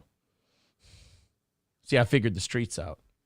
Let's see. Oh, yeah. There you go. Ryan Capone. Yeah. That's the line I'm thinking of. Ryan Capone. No, not Ryan Capone's not the line. He came up with the line. Okay. Not I must break you now. No, that's not. Somebody says it's actually this line is the one that makes you cry in Creed 1. I want to drown in cum. No, he doesn't say that. Tears of joy. He wouldn't say that. So wait, he just says I'm not a mistake. No, so he doesn't. Like he fucked up. No, he fucked up the line. He goes, I have to. What do you got to prove, or something like that? It's that I'm not a mistake, and you're like, God damn it, you fucking piece of shit. It's a good one. I think you're being a little dramatic. I've heard worse than that. I haven't given you the setup and the scene yet. So I don't want to ruin it for you. What's like the most emotional movie for you, personally? Cinderella Man's right up there. That's way up there for me. Cinderella Man's right up there. This is going to be so gay. So gay. Okay, I'm ready. I don't even want to say it because I'm going to get the shit beat out of me. No, I have to say it to the audience. Okay. I want to see if anyone guesses it first. If somebody guesses it, Cinderella Man's one of them. Chip Chipperson said I made it on WikiFeet. Oh my God, that's awful. Should we go check that out? My feet are so ugly, but yes. April wants to see herself on WikiFeed. Not Biodome, Gayer Than Cinderella Man, not Brokeback Mountain. Turner and Hooch is a great movie. Armageddon. When I was younger and I watched it, I sobbed. I did shed a tear. I fucking sobbed. But it's not one of my biggest cry movies. I will tell you, nobody's got it yet, which makes me even more embarrassed. Somebody said Air Bud. I thought that was funny. Avengers Endgame. Oh God. I hate it. Honestly, when I'm upstairs and I'm listening to you tell that story of how you cry with the whole I love you 3000 thing, like it's a touching moment, but it's not that touching. It's not even I love you 3000. That's it's the biggest one. Thing. I'm going to get you all the cheeseburgers you want, kid. Aaron, honestly. I'm going to get you all the cheeseburgers I'm with everyone you want. laughing or laugh my ass off, gay as hell. Like, honestly. Tony. It's a touching moment at best. Tony, you can rest now. That's fucked up. Do you want to tell me about her? No, I don't think I will. I'm with David in the chat. The Fox and the Hound breaks me every time. Jesus. Every time you know that goddamn cougar's coming. Oh. Andrea, thank you very much for the $10. Appreciate it over there on PayPal. That's very nice of you. Guys, we're only 120 away from doing 30 minutes of overtime tonight. Thank you very much. There's the Streamlabs and the PayPal if you'd like to contribute that way. We do appreciate that. Where is it? Jaeger King says Downfall. No, I did not cry at Downfall. The bad guy lost in that movie. You know what other movie I sit and sob about frequently? What? Black Hawk Down. One doesn't fucking cry. See, that one doesn't make me cry. That one's more. That one's more just a constant kick in the dick. That one I cry for because it fucks me up mentally to think just how humans treat each other, and that's what we do to each other. Like that one hits me on a deeper level than just watching people get hurt. Rebel Fluff said April definitely cries most at Zaboomafoo. April definitely cries because Zaboomafoo died. He got liver cancer, and he croaked. Zob's fucking dead, bro. You got to move on from that shit. He had a family. Yeah, you got to let that shit go. Zob's dead, and he ain't never coming back. He was my age. He's dead, and there's nothing we could do about it. He had liver failure. Won't see anything from Zob no more. The Tale of Two Corys gets me misty. All right. I get it. I'm a gay for the end game Buck thing. 19 with a good one. The Blind Side is very touching. Oh, no, it's not. Sorry. You don't get to cry at Avengers Endgame. I and can say that the Blind Side's not touching. I'm seeing the gay F word being used in the Rumble chat as well. Thank you, guys. That's very nice of you. It's kind. Yes. Holy shit. I just realized that guy in the chat earlier where I really agreed with him, he said the Fox and the Hound, which I agree with. But then I said that every time the cougar was coming, I came up with where the red fern grows. There's no cougar in The Fox and the Hound. I screwed up 2 movies, but both are very sad. April, congratulations. You are now, since December of 2022, you are on WikiFeet. This has got... Oh, my God, no. Dude, this is like you in high school, though. No, this is it's creepy. Not. That's post-college. All right, so these are all... That's like 2015 to fucking 2019. That is really fucky. There you go, guys. You guys. April is now officially on Oh, that's a barefoot Why one. would you do that? That's a barefoot WikiFeet. These are only a few years old. You said you wanted to be on WikiFeet. Did I say that? Or you said, like, I'll know I've made it when I'm on WikiFeet. Well, those are indeed my feet. That is me. There you go. That's fucked up. That's April on WikiFeet. Look how cute I was. I'm wearing heels in that one. I got 6-inch heels on. There you go. I got a tumor in that picture. I do, actually. That was like 2 months before they found it. Well, there you go. You're on WikiFeet. Congratulations. I'm sweaty now. Well, I'm very sweaty. Congratulations on your success. Dude. Yeah, you are a slimy bitch. Congrats. Chrissy will be so excited for you, said Scooby Jooby Jew. Cheers. Alex says, put it back up. At least they chose cute pictures of me, I will say, but they did some fucking deep dives. They did. I'll say that much. I'm sure they didn't. Does you it probably just say- have to go on your social media to find that stuff. That's not really a deep dive, is it? I guess not. None of these people have ever seen me in a dress. Now all I see is the smoke show. Okay. Well, there you go. I had shorter hair then too. You did.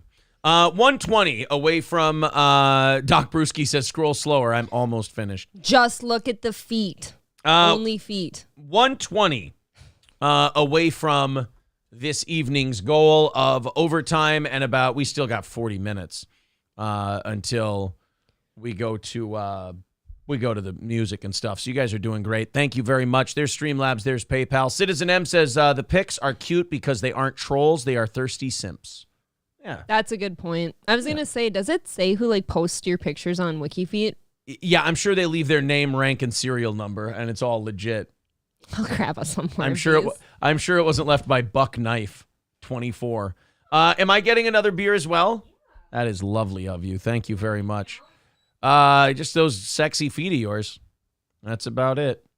All right, guys, we got to go to the Michael Irvin story. They had to release the footage from the Marriott. I don't know if you guys have kept up on the Michael Irvin thing, but Michael Irvin he works for the NFL Network, and he was doing interviews for the Super Bowl. And then all of a sudden, he wasn't doing interviews from the Super Bowl. It literally happened overnight. And what ended up happening was somebody at the Marriott that he was staying at claimed that Michael Irvin was inappropriate. We never got anything specific out of it, but they claimed that Michael Irvin was inappropriate with hotel staff. NFL Network gets the update, and they say, Michael, can't let you cover the Super Bowl. But they didn't fire him from the NFL Network. Now, that right there tells me that, there's a little gray area here. Michael Irvin insists, I didn't do anything wrong. This is bullshit. So, in my opinion, he did the right thing. He filed a lawsuit. He's suing them. He's suing the Marriott for $100 million. And then a judge ruled that they had to release the surveillance footage from that night to see, because that would kind of settle whether or not Michael Irvin did anything wrong. It's the only right thing to do. Sure. So now the lawyer of Michael Irvin has seen the footage, and this is what he's got for us. We got this update this afternoon. It appears to be from behind the front desk of the hotel. It's certainly a desk. It might be the concierge desk. Facing out this way, where on this side is the entrance to the hotel, main entrance and lobby. And on this side is a lobby bar. There's nothing separating them wall-wise to the lobby bar. It's just the hardwood floor versus a carpet on this side. And then there's a big pole kind of right in the middle. Lucky Michael Irvin. Lucky. How big was it? How big was the pole, Mr. Lawyer? Was it girthy? And remember, you're under oath. When you first see the video, Michael is outside taking pictures, as these guys will describe to you, and the accuser here is behind the front desk of the hotel. The accuser then, as she sees Michael coming back, walks out from behind the front desk, and it appears to me to be approaching Michael and his group. Michael's group's coming in this way. Michael doesn't clearly, and no one in the group notices her yet. Unfortunately, the exact moment that they meet is behind the pole. So you can't exactly tell who talked to who, but I believe the witnesses... Well, that's where you get your fingers in. That's where you get your finger popping done. You know? Yeah, when you got that blind spot, you know? There's always a blind spot, isn't there? Exactly. You get the finger popping in right when you're behind that pole that has the blind side for the camera. So you got to be a pro so you know exactly where it is. Michael Irvin's got to slip those wide receiver digits in while, and she's got to make sure she doesn't move. Got to hold her still like a bowling ball. You got to give her that look. Yeah, exactly. Stay right there. You know you've been a dirty girl. It's Super Bowl Sunday. You're going to be my tight end. Wouldn't that be hot, if anything? I don't. She obviously did not think whatever happened was hot. Okay. We'll clean that up for us. They both meet, and then they walk to where they're in the middle of the lobby. And remember, this is a public lobby with tons of people going back and forth. When they first greet each other, they shake hands, and Michael starts to talk to her. Michael, in this interaction, touches her a sum total of 4 times. He shakes her hand at the beginning. He shakes her hand at the end. He one time touches her on the elbow, as many of you who have interviewed Michael knows he does when he talks, for a very brief moment. And one other time, he buckles over laughing, and he kind of brushes her with his hand against her other elbow. That is it. I mean, that doesn't seem so bad. It would be funny if the lawyer went, and then there was the last time he touched her when he put his thumb in her asshole. But other than that, he never touched her. No, that just sounds kind of like somebody had been out drinking that night. They're a little loose, and I just kind of accidentally, haha. Yeah. Big deal. She clearly never acts upset. She doesn't back away from Michael. She doesn't act like there's any kind of problems going on there at all. The conversation lasted about 1.5 minutes. As I said, they shook hands and then walk away. Yeah, I mean, if that's true and we end up seeing that video, then they got a lot of the hotel has a shitload of explaining to do. Yes, they do. And what's next after that? You got a $100 million lawsuit you got to defend. Yeah. Yes. Yeah. Pay up. $100 million lawsuit after that. He wouldn't go out and try to defend himself if he thought he did anything wrong. Not in his stature. No way. Right? Yeah. There's no way. Vlad the Dragon says, pretend you're laughing at her and touch her on accident. Look, okay, let's say he did that. Even if he did that, that's not illegal. No. That's not inappropriate. That's not like a thing It's not assault. Yeah, it's not assault or anything like that. It's totally fine. Vlad the Dragon says, I was kidding. I know, but there are, I'm sure he was like over laughing, because we all know women aren't funny generally. So he was probably over laughing, and he touched her elbow. Yes. That's all. That happens a lot when it's... Did they say what time of night it was? The daytime of the night. Oh, it was during the day? No, I'm kidding. It was a fucking... What's that cringy comedy duo from New Zealand that did the songs? Oh, shit. I used to think they were so funny when I was like in high school and college. They did the songs. And now I watch them now and they're dog shit. Somebody will get it. The 2 New Zealand nerds with the glasses, they did the songs. They had a show on HBO for a little while. Somebody will remember. Flight of the Conchords. Oh, okay. They were, oof. Yeah, as far as this like woman from the hotel, I said this one of the first times we covered this. I kind of think that she just knew who that was, and she was kind of looking for like a quick hush, like pay money quick, like well, also just to shut her up because she wanted a payday. Like also, like when it's a woman and it's a public place, like you gotta like basically be like this now. Yeah. If you don't know them. There's It doesn't really happen at our gym sometimes, but when I'm working out with mostly dudes upstairs, and That's okay. Let's go. Right. Let's go. Let's go. All the guys have been very respectful of me always at all times at our gym, but I kind of wouldn't be surprised if guys nowadays would like move away from me, and stuff like that, or just wouldn't come help me if I needed help. Like none of that would ever surprise me anymore. And like Jay Santos says in the chat, this is far from Michael Irvin's first rodeo with shit like this. Right. Like he knows how to behave. He's been around publicly. I want to move on to our next story. This one's out of Minnesota. I always make sure we cover these when they come onto my radar. Old people. Whenever there's like a 100-plus-year-old birthday, the news always likes to do a thing where they go and they interview the elderly person, and you can clearly tell that it was the news's idea and the family's idea, and the old person wanted nothing to do with it. They want the sweet release of death. The 100-some-year-old is always like, can you guys just leave me alone? I'm hoping I don't wake up tomorrow. Like, I'm really Fuck hoping. that. I don't want to wake up from the nap. Yeah, like I'd really like you guys to just leave me alone. And they always go there and they treat them like they're 5. They're like, how are you? Did you get ice cream?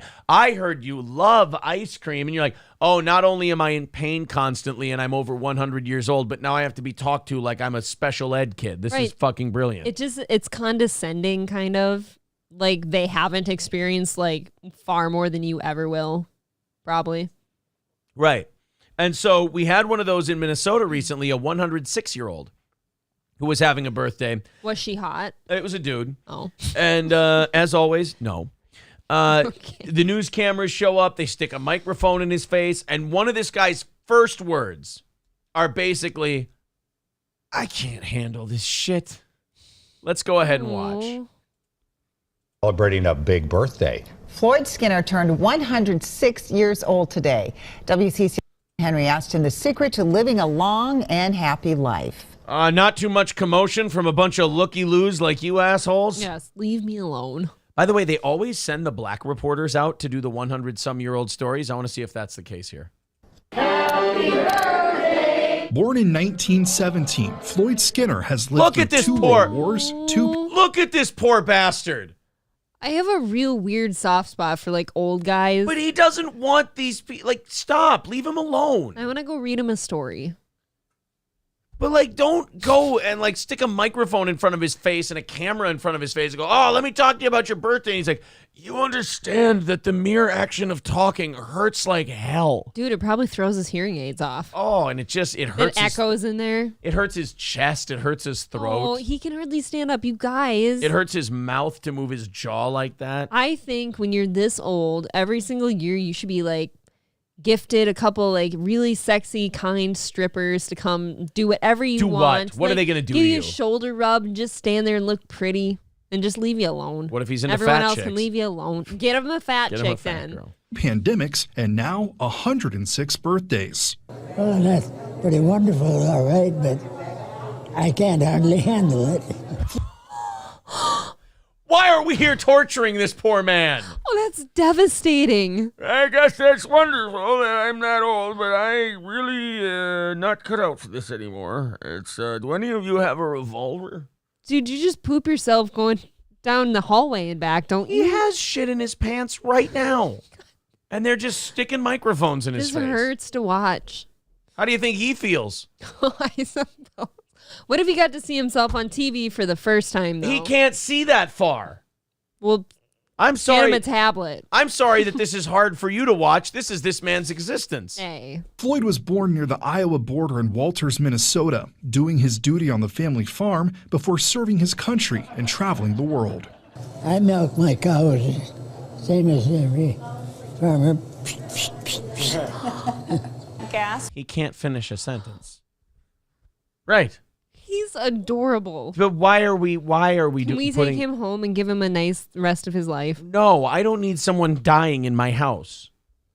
I want to be the only one who dies in this house. I thought you were putting out hits. That's right. Well, not on 106-year-olds. Oh. This was 14 cents a gallon when he was born, which is absurd in itself. yet he's... No, it's not. That's how That would be awesome. things work. There's inflation over time. We fucked up our money supply. Let it be an economic lesson to you. How do you vote? Probably Democrat. She's got a nose ring and the glasses. You know. Congratulations. Yeah. a veteran and he served in World War II. Today, his retirement home held a Floyd Fest to celebrate his life. Wearing yellow as his favorite color. We have these buttons on to honor him, and all the residents and team members got one. And then we're serving cake, having an accordion player. Also carefully hidden around the home were 106 pictures of Floyd to honor his love of photography. Do you know how bad that would scare the shit out of you? You're walking around a corner, there's a big picture of a really old guy. You're just like, ah! It's a poorly lit room. Yeah, but if you're him and the halls are littered with you, how awesome. That was me at 84. I was Studley then.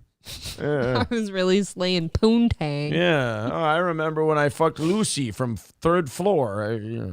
And to spread a little more of what they call the joy of Floyd. I have never seen 106 Joy of Floyd, he can barely hold his head up. He's like, I'm not sure I can handle this anymore. What a joyous fella. Oh. You know, this is one Floyd that did age well in Minnesota.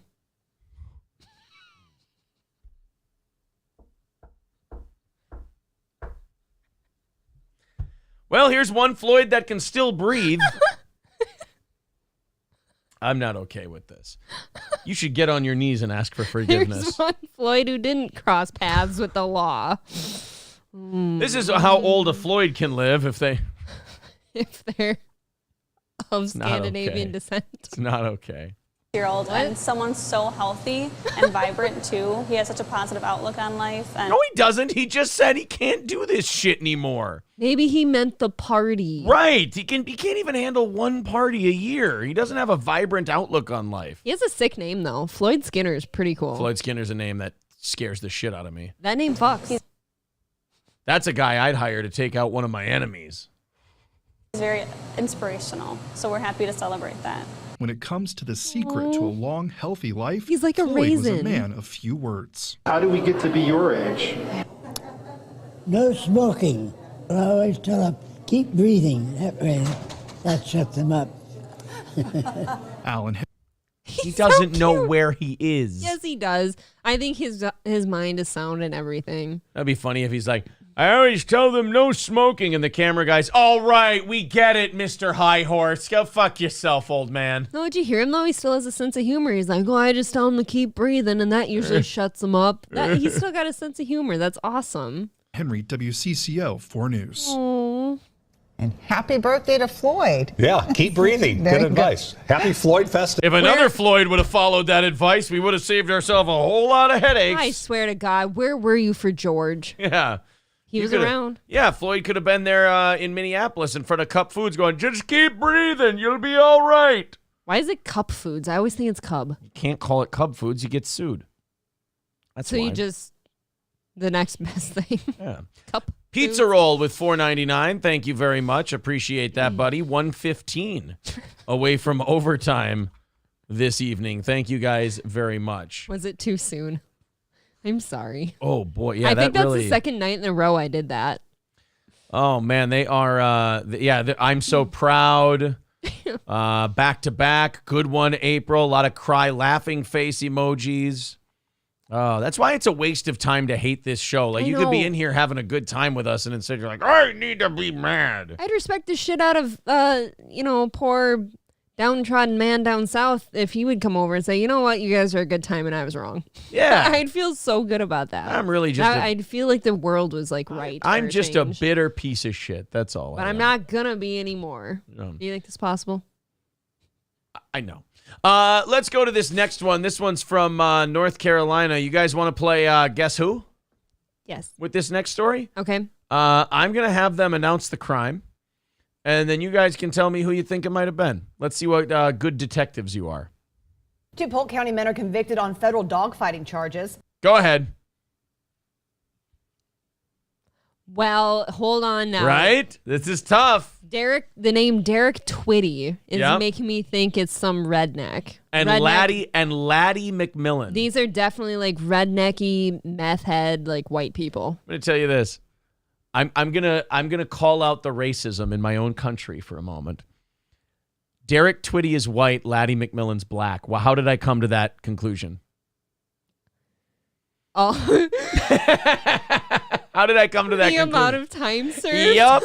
I bet you Derek Twitty's white and Laddie McMillan's black. That is fucked up, dude, but that's a really good point. Let's see. Laddie McMillan and Derek Twitty were charged with violating the Animal Welfare Act and related criminal charges. McMillan was sentenced to 16 months in federal prison We're gonna see a mugshot? for running a 15-year dog breeding and fighting operation. Twitty joined the operation in 2020. He will serve 6 months. All right. I'll tell you something Boy, else. you don't get shit for running a dog fighting operation. Dog, Both of these guys, he'll be out in 3 months. He'll be out in less than 12. I don't mean to put anything behind this, but is dog fighting like a white person crime typically?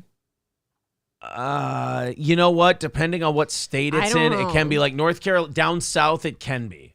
Okay, I'm not very up on my dog fighting. How is it that, you got Derek Twitty and then you got a guy named Laddie, a guy with a dog's name fighting dogs? Laddie. Derek Twitty. Parents didn't know what to call him. They just called him Laddie. Yeah. Hey, you there, young lad. I'm not.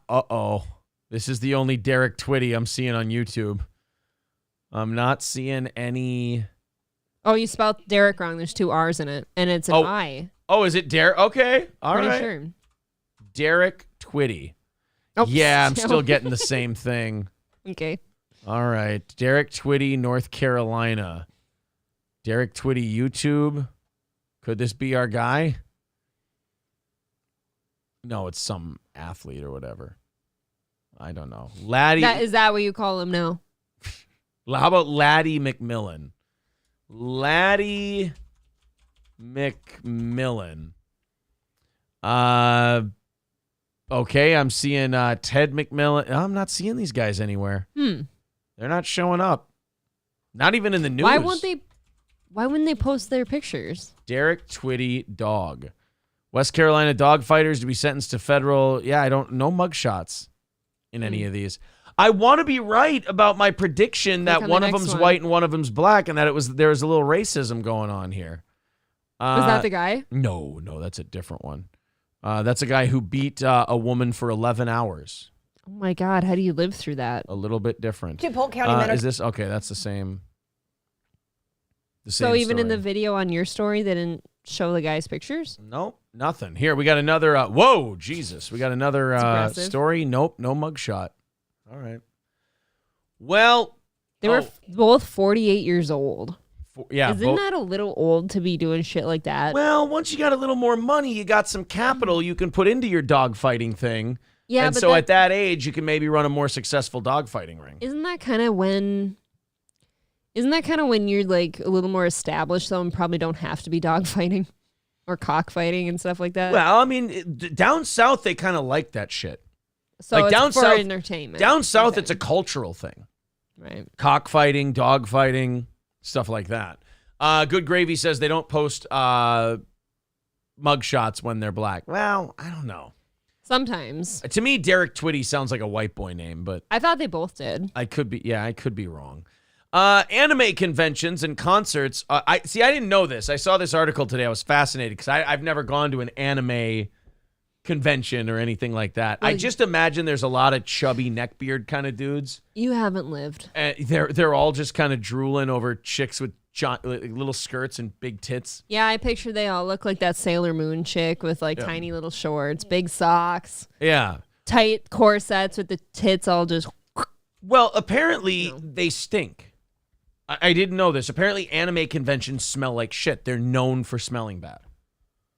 This is a pretty well-known thing that you're going to deal with some rancid odors. Is there like a reasoning?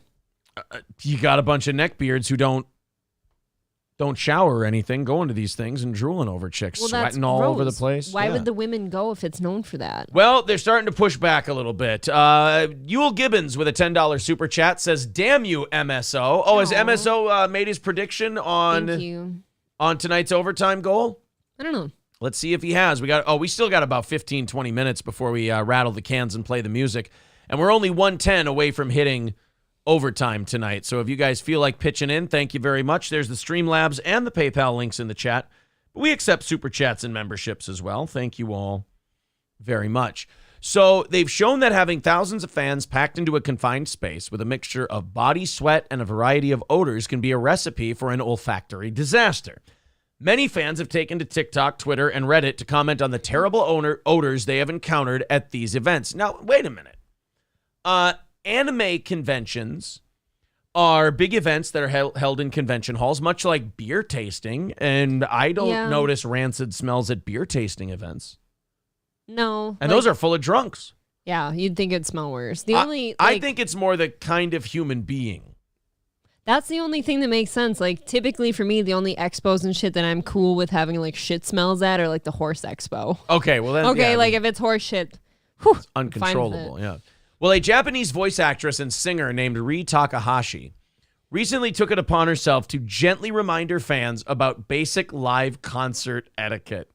The 29-year-old is best known for voicing Megumin, I don't know these people, in the popular anime film adaptation Konosuba, and the title character Hutao in the viral role-playing game Genshin Impact.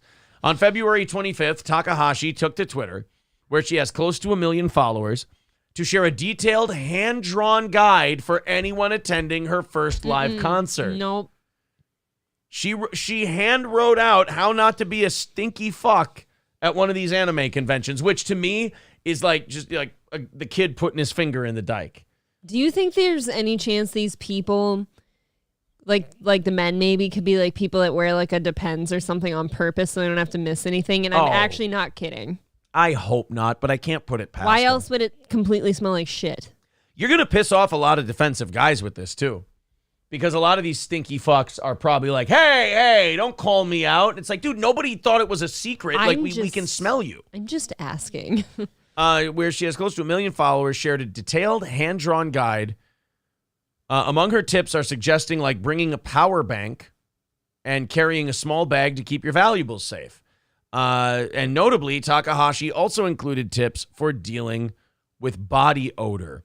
Near the bottom right of her infographic, the singer sketched a drawing of a person taking a bath with her suggestion of bathing before the concert to avoid bothering others with body odor. Dude, anime fans who, play a shitload of video games, are inside a lot, and then they go out to these conventions. Sedentary.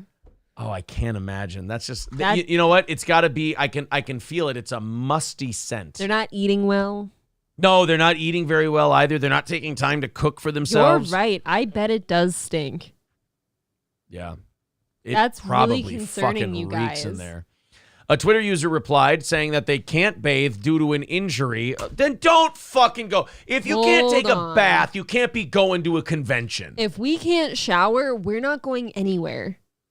And you're going to tell me that at minimum you can't take like body wipes and like do the basics, like, or throw some fucking deodorant on? You can't do anything? How much of a lazy gamer fuck are you? That someone says, hey, you mind taking a shower before you come out and see me? And they go, oh, my arms hurt too much to take a shower. How smelly do you intend on being that you're working that hard to come up with an excuse that you can't shower? Their thumbs are blown out from their joysticks. Dude, there are people their arms are in a sling and a cast, and they shower themselves one-handed, and they make it work. Yep. Stop it. I've had a big old incision in my gut before. I still managed to shower somehow. Another Twitter user also replied saying that they love how the singer treats her fans with care despite being a huge star. Okay, good. So far, it doesn't appear as though anyone has taken offense to her suggestions. Many Twitter users were expressing gratitude for the effort she put in to the infographic. Although I will admit she shouldn't be let off the hook either, because that's remarkably autistic. No, I will disagree with you. I bet you anything she is that fed up with smelling shit at her concerts. She just can't do it anymore. Like a detailed thing. Like most people just make a to-do list. She's trying very hard to make sure these people can follow. Because you know what? While that might seem autistic, they're autistic. That's true. To the if she's making it, do you think she had to make the character in the infographic have like a tiny waist and giant tits just so that the people would watch it? Just like this. Huge tits. Like that picture we posted of you. Right, with the balloons in the thing, yeah. Those or the balls, whatever they were. He had the balls. Yeah, I had balls in my chest. Alro Ricks with $10 says, because Aaron reading Japanese character names made me laugh. Thank you, buddy. Appreciate that. 105 away, but MSO has officially made his prediction. He says, today is the day not making the goal. He said, today is the day. It's happening. We are, what did I say, 105 away, and we got 10 minutes before we play the music, 15 before we run out of time. There you go, guys. There's the PayPal and the Streamlabs in the chat. Let's see if MSO is finally right. Dallas Llama says, I'm just trying to attract April with my pheromones all the way from Toronto. Oh, boy. Oh, but you're going to have to come down here. I don't like the maid program up there. Delco Lou says they have the same addition tactics as hardcore slot jockeys in casinos, definitely rocking the depends. That's kind of what I thought. Because check it out, he's not wrong with that slot jockey thing either. They want to sit on one until it pays out. They're gonna wear some depends. Amanda Hugginkiss says, Aaron, these folks are incredibly unsanitary. I don't know anything about the anime community and how unsanitary they are. I have no clue. I think we had a good list already with the, sedentary lifestyle, not eating well, and they're lazy and all that. Yeah. But somebody else in the chat had a good point with the heavy costumes not being good for smell either. Yeah. And those things don't get washed. No, they don't. So the costumes themselves already smell. Right. And then you get because nobody's going to take their costume in for dry cleaning. Yeah. Puddin' Toot with 1999 says, my son and I sell stuff at comic book conventions. It also smells. Anime and comic book convention goers are a strange, awkward, never having sex unless they become furries.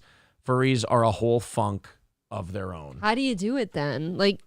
How do you get through that? You would think just the showering thing just is natural. You don't want to go out feeling like, because when you don't shower, you feel greasy. You feel gross. You don't feel like yourself for sure. But on the flip side of that, I will argue this with you a little. You know what it's like to have a little funk going on under your arm because I've seen you. You'll sit and sniff it all day. So maybe they like it. I don't know. Everyone likes their own brand. I don't know. When I smell myself and it smells bad, it's more like, oh my God, I can't believe how bad that smells. I'm going to go in for another one. You keep going back. Yeah. I've done it. Guys like to smell nasty smells. We like gross smells. You get an odd one every now and then since COVID. Since we've had COVID twice, the two of us, and since the first time he had it, you've got a weird funk. I would like to say since I switched deodorants, that funk has been... It's been few and far between. That's for sure. Brian says, Aaron, I'm trying, buddy. You need to start learning to let the blonde broad talk and stop interrupting every single time. I'll work on that, sir.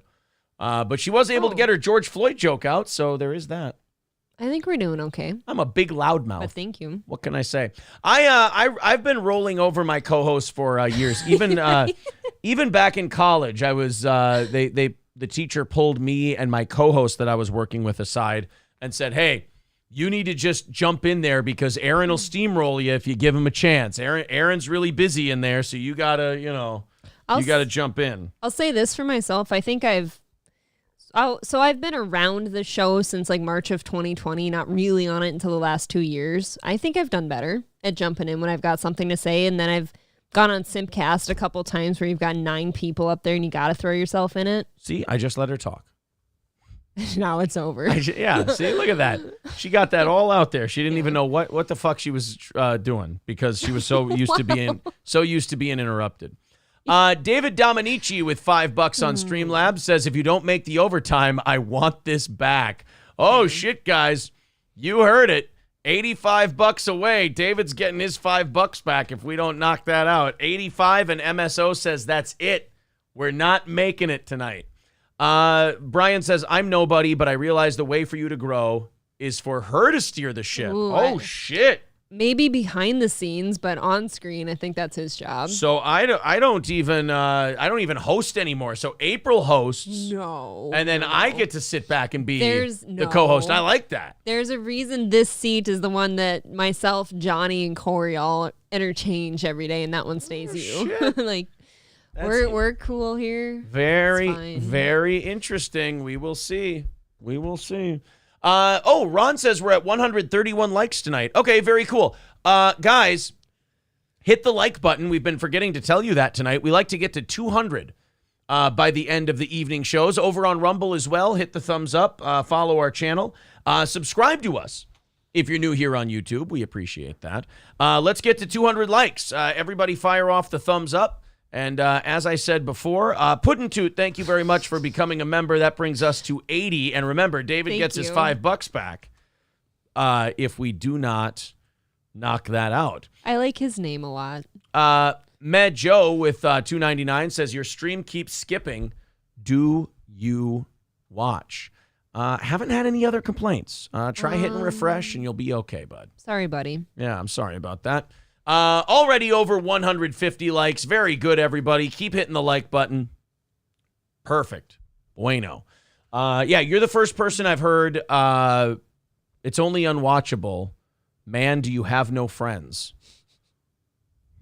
I guess not. I don't really understand the question, but perhaps you have a point there, Medjo. We'll work with you, but I think we need to clean up the grammar first. It's only unwatchable, man. Do you have no friends? We need a comma or something. I don't even know what that means. Are you saying that our show is unwatchable and we have no friends? Yeah, I mean, if the show sucks, that's a lot different than skipping. Hey, don't blame us sucking on the technology, all right?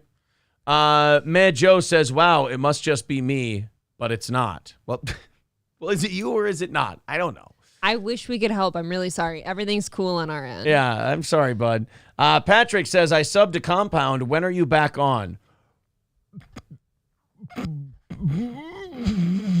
Very soon, we hope. That would be very cool if they would be so gracious as to have us back on sometime. Are you done? Yeah. Okay.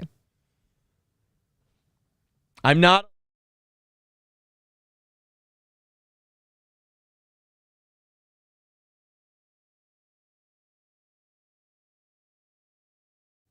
There.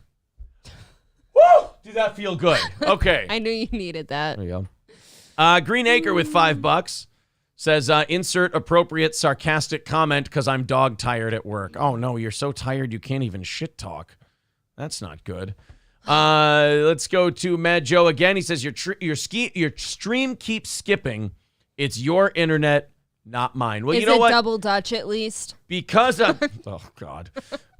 Joe, because I'm such a gracious customer service guy, I'm going to say yes, and right after tonight's show, I'm going to unplug the router. I'm going to plug it back in because it's probably about due. Sure. And I'm going to shut down the computer, and I'm going to restart it.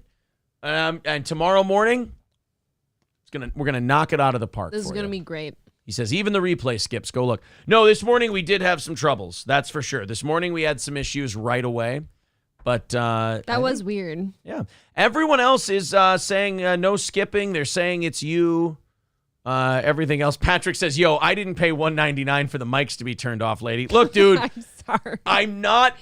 There are things I'm just. Trust me. It's in time. In time. We don't know right? is the answer. In time. We don't know is the correct answer. Yeah, that's what we're I meant hoping to say. That we've earned a place again. Thank you. $60 away from tonight because Andrea with another $50 or $15. Oh, wow. Over on PayPal. Thank you very much. Thank you. He says, okay, I dropped it to $3.60 and it's not skipping. Well, I hope something works for you. Either way, I'm glad we could figure that out for you. See, I'm getting better at customer service. That's what it Help is. me then. My only complaint is that every time I'm listening, it looks like this. What's wrong with that? I think that's probably because I have it set to extra low latency. Because I would really like it to look nice. Yeah, it's because I have it on extra low latency. I want the audience to be able to chat in real time.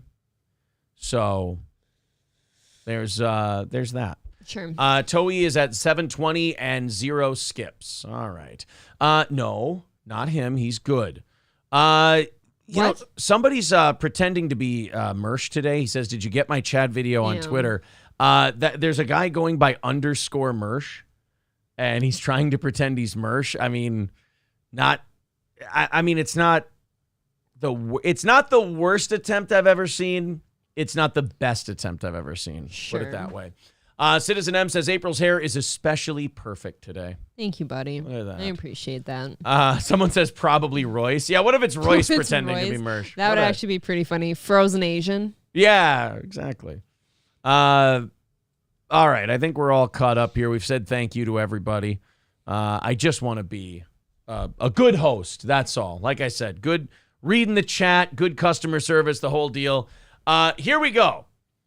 Let's see if we're doing an extra 30 minutes of show tonight or if we're clocking out in about 5 minutes. This is everyone who hates this program absolutely loses their shit at this part.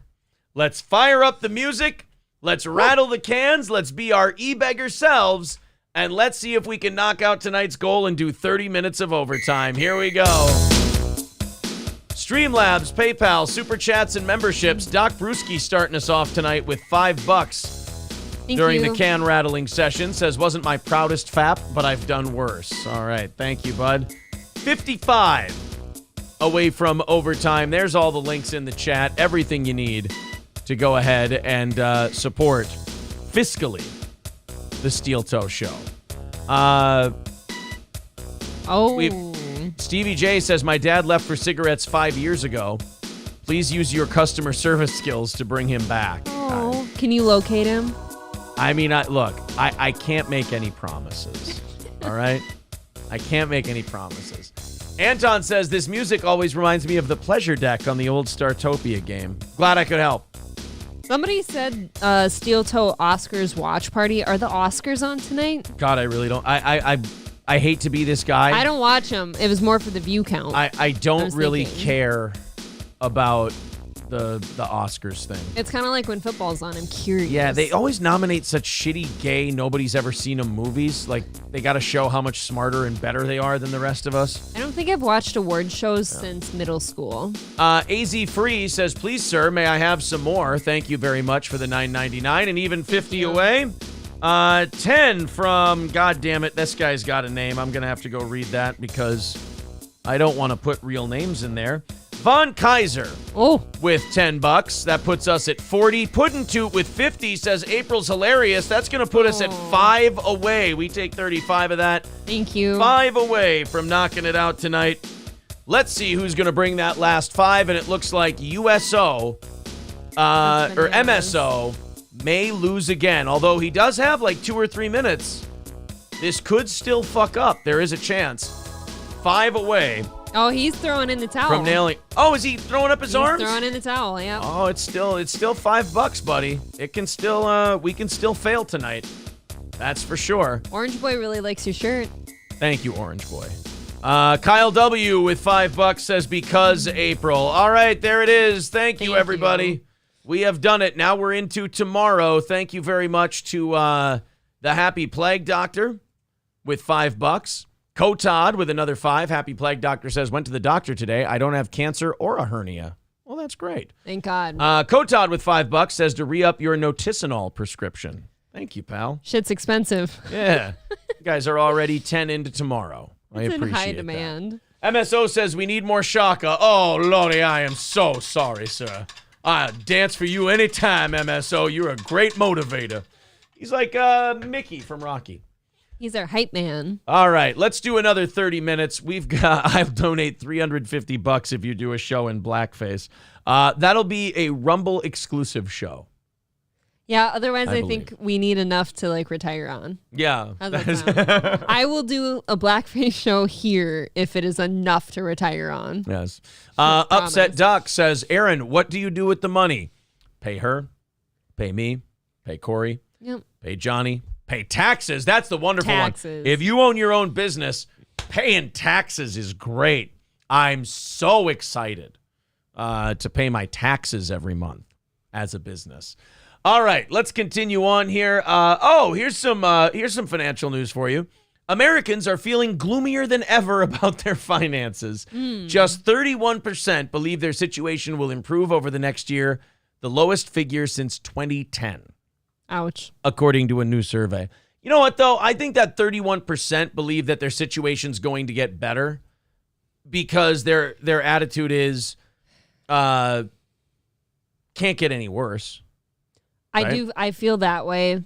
I don't know. Like you and I have talked about it. We both have retirement accounts that we contribute to monthly. And neither of us want to look at those accounts. Right, it's just looking painful. at like the way inflation is going, like if they don't somehow fix all this shit, nobody's going to be able to retire. I mean, how many people just now do you see who are in their 70s, 75, even 80? Going back to work? Yeah, they're working menial jobs because their fucking money ran out. There's a reason that reverse mortgages became a thing all of a sudden. Well, everything has like a cause, of course. But yeah, we just did a story on some like 80-year-old man who went back to being a janitor and shit because he can't retire anymore. Yeah. You know what I mean? It's really sad. If you look at like just the sheer math of it and how much you need to retire and how much people can realistically do on like a job pension and how much they get on like a 401k and shit like that, it just doesn't add up. No. It's just not enough. But it's hard to pay down, like, for a lot of people right now, like they had to go into credit card debt just to pay for the basic necessities as well, like gas and shit. It's hard to think about paying down like extra bills you might have on your credit cards right now. And I'm sure that's part of like, oh, my finances can't improve if I keep going into credit card debt, all that. Derek Chauvinist says Social Security was a scam from the beginning.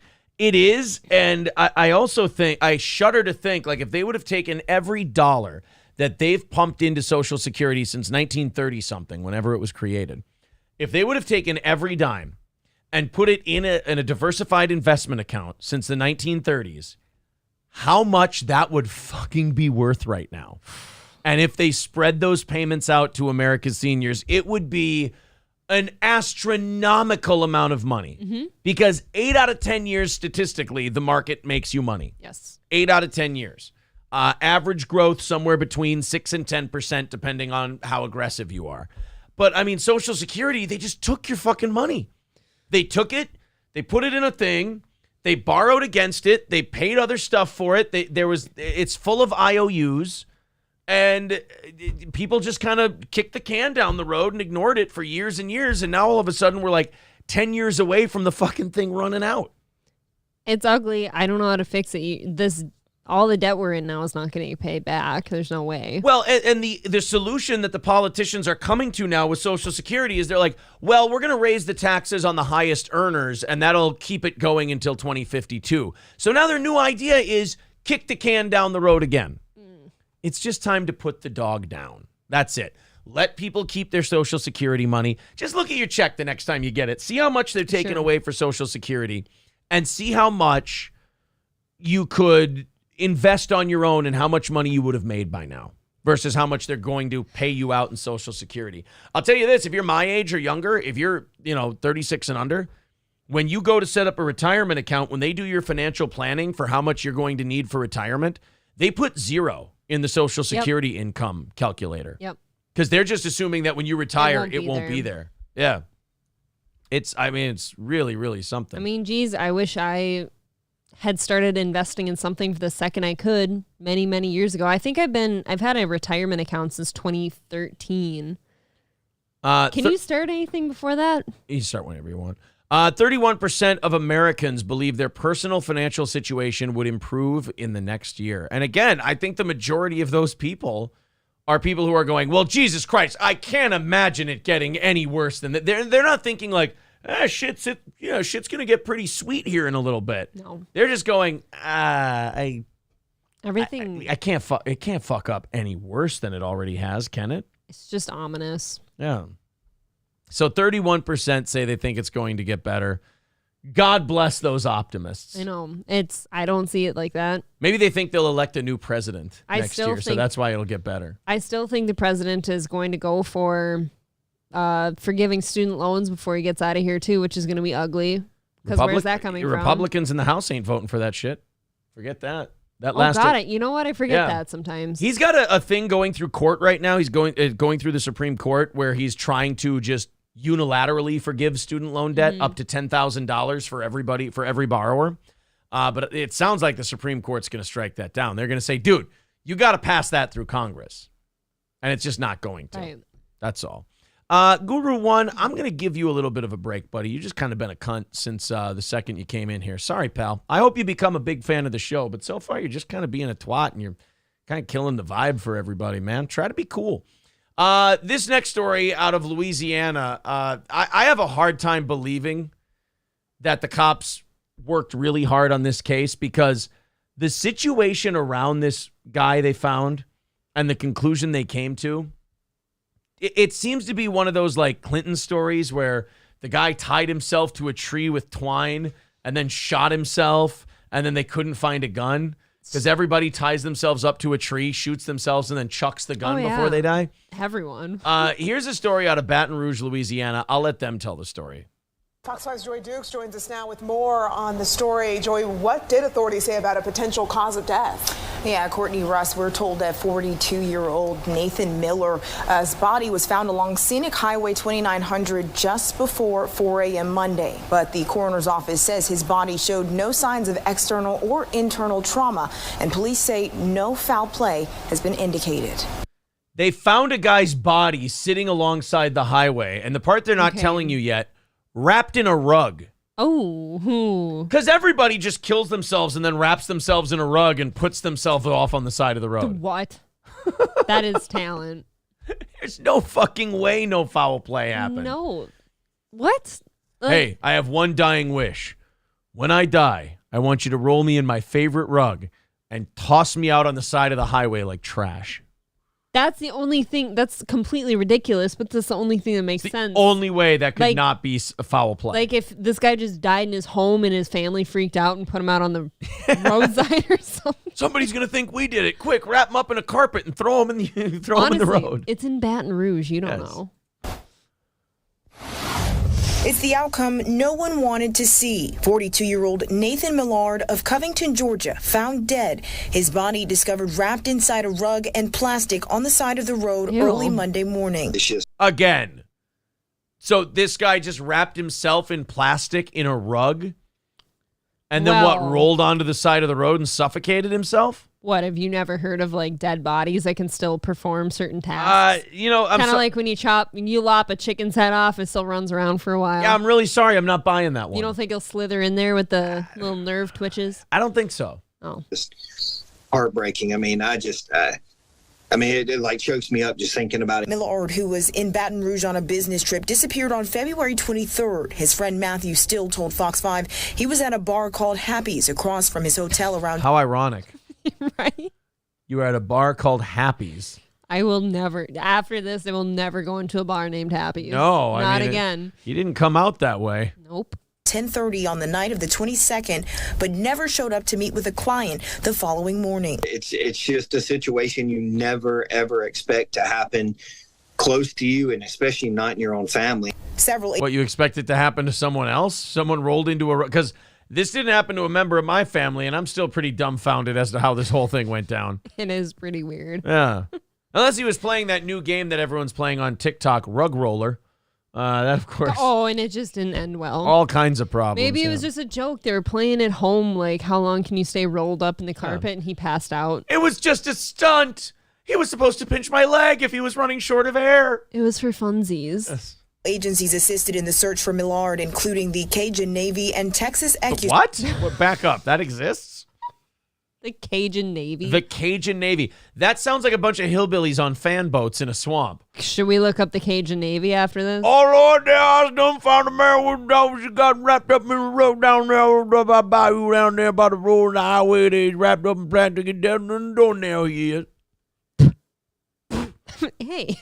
Yeah, I started up my fan boat there. I almost escaped from the fishes and the crocodiles there. Oh, I ain't got a bunch of Earl on my scrimp. The South Park guy? Oh. It ain't nothing but a slimy, messy, goopy. Just look at all that Earl on my scrimp.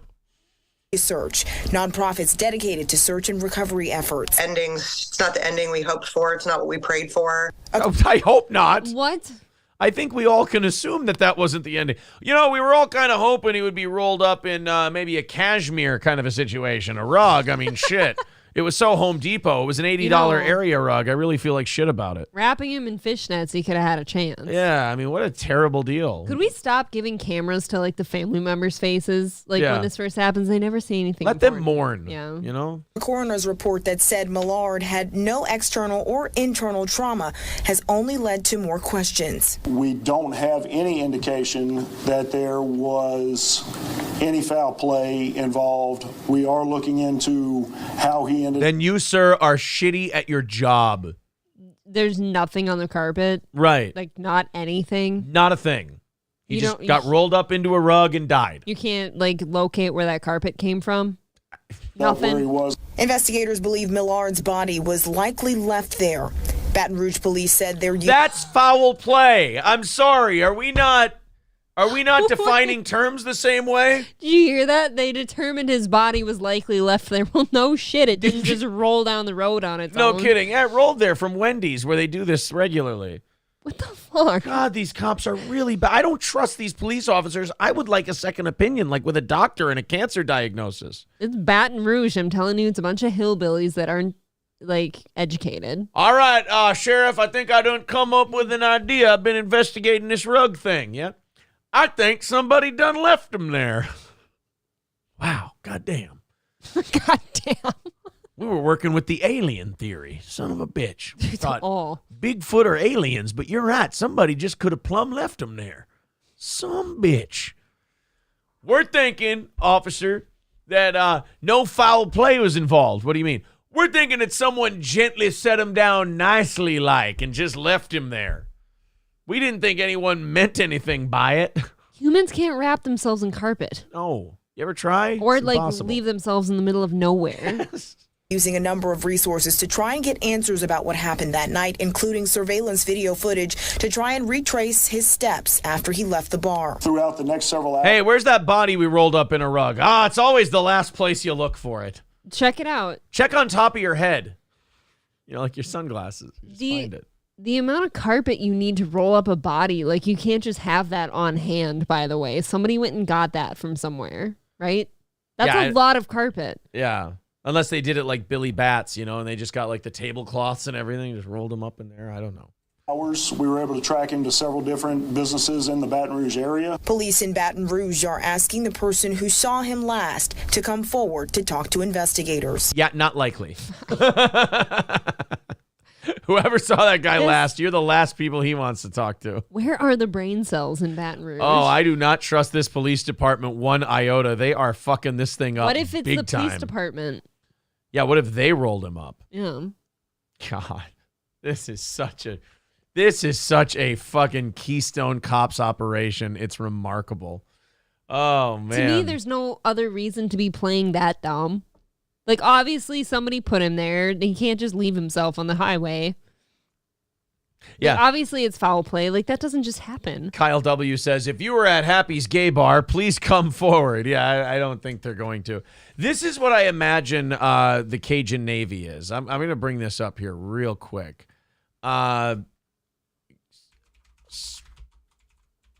Here. This is what I imagine the Cajun Navy is like. We all down counting out down building and we share my stage. Just look at all my scrimp here. My scrimp is the best scrimp inside of Louisiana. Down the Earl got up in that scrimp. And it ain't worth the slime and new paper it's sold on. Just look at all the Earl on my scrimp. That's what I imagine the Cajun Navy is full of. Oh, it's just a fun time. Those guys looking for people's body. Oh, man. Oh, some are saying that you ordered this hit. Uh-oh, they're saying that I ordered it? Are you the carpet rolling type? Look out. You guys, you never know how I'm going to come after you. You know? Yeah, but in that case, then the other guy would have had rug burns, right? The one complaining about his face. You never know with me. You never know. I sneak up on you. I don't like it. Even when you drunkenly fall and hurt yourself, I still take the credit. That's what I do. So what do you think I'm going to admit to when it was my orders? Fuck. I'm going to sleep downstairs today. I was running in such a den of retards just a couple of weeks ago. It feels so much better to watch it from the outside. It's pretty gross. Holy shit. John Shitball says, why is this chat so dead today? It's not. I think you're just kind of being a dick on purpose, but it's been very lively. What a fun show we've had tonight. Sorry if that bugs you, buddy. Iowa. Oh, by the way, speaking of police who completely fucked up, the Iowa Department of Corrections made a little oopsie this week also. Let's check this one out. A lot of people in fear, just confusion. My whole family was scared, you know. Is that the girl you Annie made fun Thomas's abuser left prison almost 17 years early. Whoopsies. Can't do that. No. You see, they're being punished for a reason.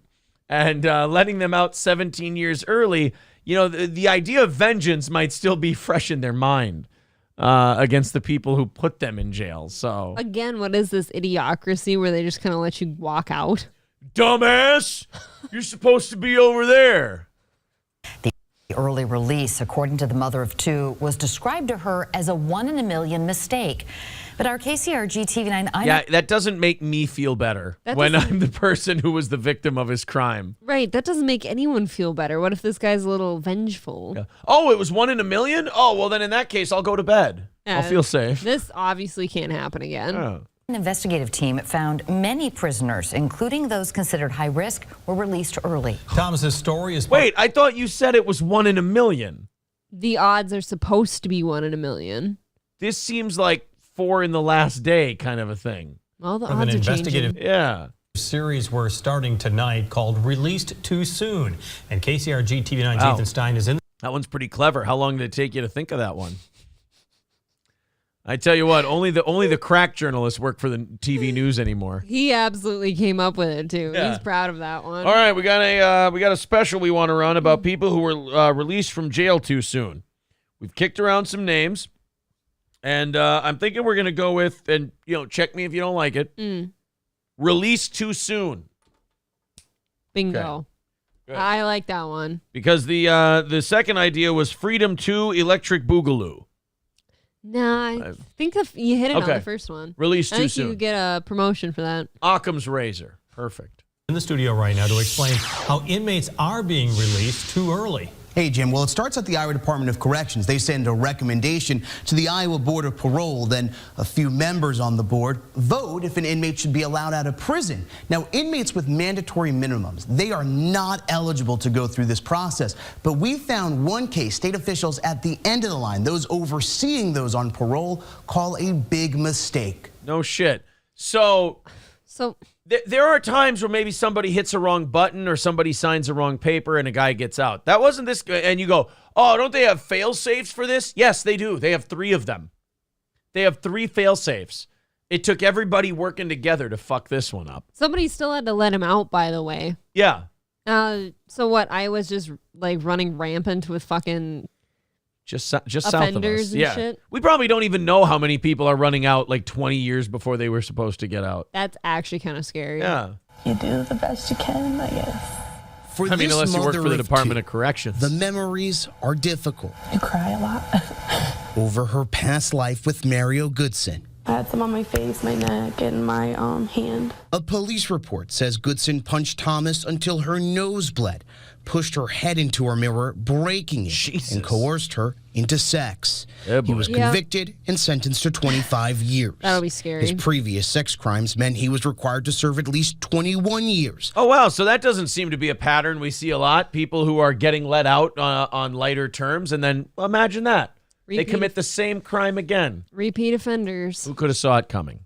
But after just 2 years, records show the Department of Corrections recommended Goodson for work release. The Iowa Board of Parole approved it, letting him leave prison. I think I spent the whole night. Again. Can you imagine? There were checks and balances in place. And once, so he's not going to play like, oh no, I got to stay in here. Obviously, like, he's going to hear like, oh, we're considering letting you out. And all he's got to do is be on his best behavior and go along with it. And he's off scot-free. Like he's sitting there in the chow line and the guys are like, dude, do they know who you are while you're getting out? He's like, yeah, shut the fuck up. I just hope they don't realize. Right. Like, Don't notice me until Yeah. I'm out. exactly.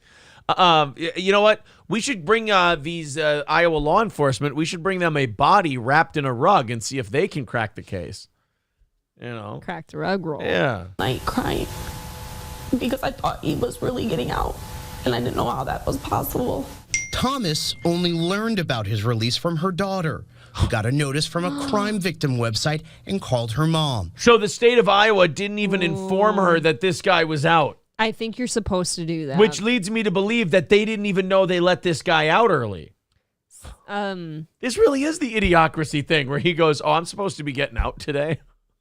Right. This is that. That is that. Wow. I would be doing the same thing as her. That's kind of living in fear at that point. Because he's done it before. Requires victims get a notice and a chance to testify at parole hearings. But Thomas was never notified. Emails we received show she was not put into a database used to notify victims. 2 days later, Goodson was back in prison with the director of another state agency, sharing it as another example of how effed up the system is becoming. By the way, that's an official government email. He's like, just sharing another example of how effed up the system is becoming. Well, they've had it because you know what happens now? That guy was out for a couple days. Yeah. People are terrified. They've got to hear about it and they've got to clean up that mess. Surprised and concerned. The prosecutor, Black Hawk County Attorney Brian Williams, did not know Goodson was set to get out. He says Goodson was not eligible and his record makes the decision more confusing. Very surprised even without the mandatory minimum. Why? Because sexual abuse in and of itself is obviously concerning, regardless of someone's criminal history. But here we're dealing with somebody who had a prior, which is the basis for the 85% to begin with, is because there was a prior sexual abuse.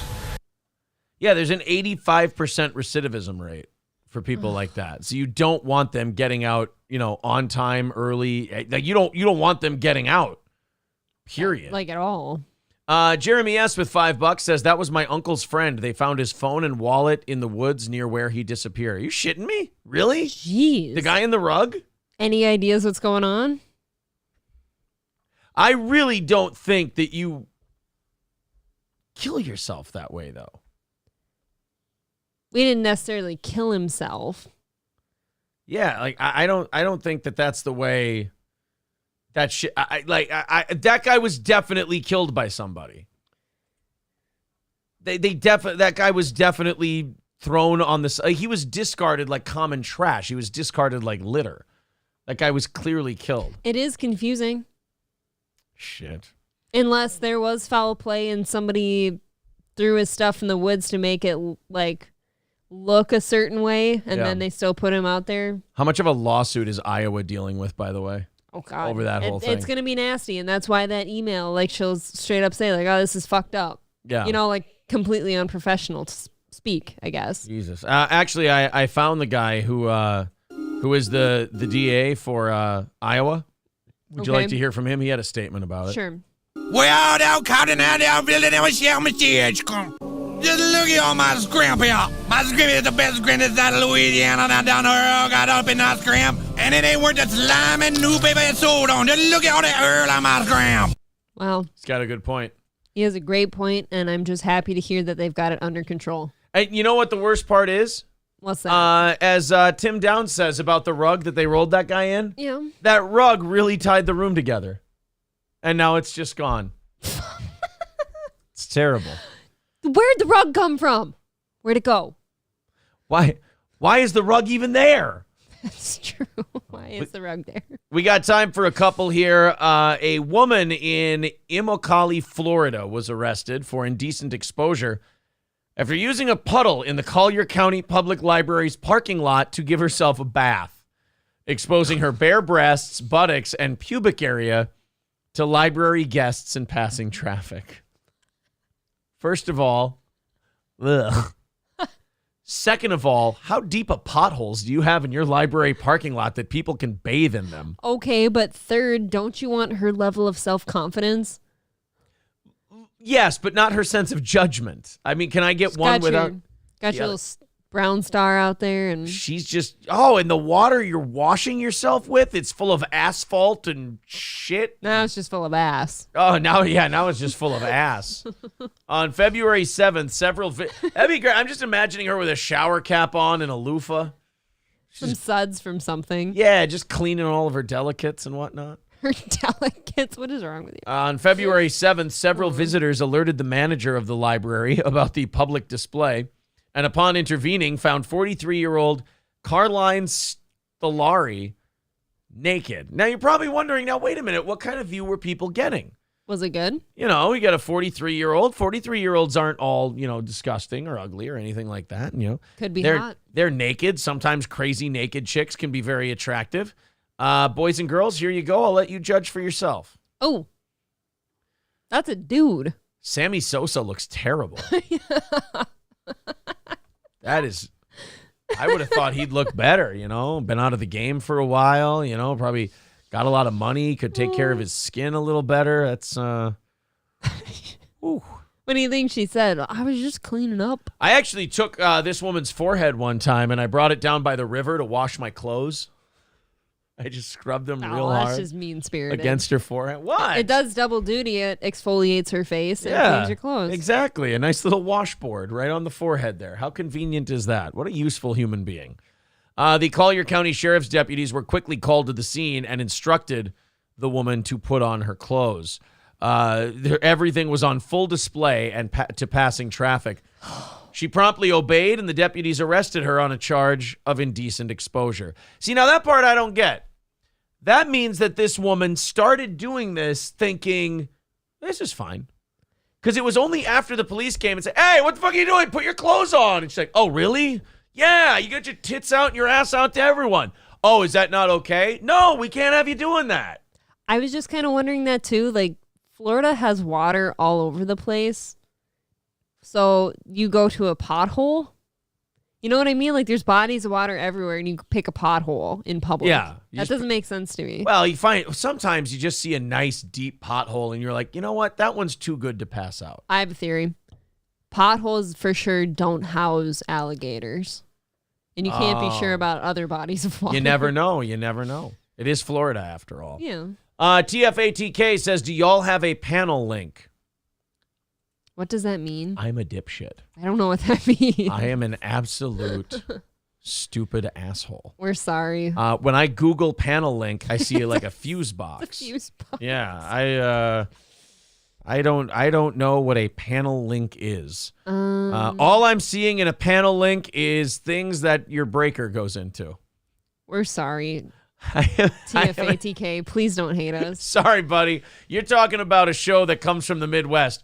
We do a show here on YouTube, and then we go about our business and live our lives. We actually milk cows out back. Yeah, we're not living the gimmick after we're done. We're just it means he wants an invite to be on video with you. Oh. Well, I would love that. Sometime. Can he message you? That would be wonderful. Yeah. I mean, DM me on Twitter. Steel Toe Morning Show? Yeah. Well, at Aaron Imholt. Oh, yeah. Sorry. On Twitter. And, yeah, go ahead. Anytime. You want to do something, we'll do something. They're super professional. Yeah, Paul Polito says they're super professional. Oh, my God. I'm so sorry. TFATK says, LOL, it me. Do you have a link to join your discussion live on air? I don't know. I'd love to. Someone like you, someone with a channel as good as yours, I'd have you on as a guest sometime. Yeah. Like a panel to join the show, like just having people chime in. No, because that gets kind of hectic and chaotic, and it kind of throws off the vibe and the rhythm of the show. But as far as having you on as a guest, man, fuck that. I'd love to. StreamYard, Zoom, whatever. We'd love to have you on. Let's work that out. I'm a big fan of your channel. I really am. I always say that to people, like I use their stuff and I watch their stuff and I give them credit. I'm like a big fan of your channel. Mm-hmm. And then wasn't it like we did that with Daywave?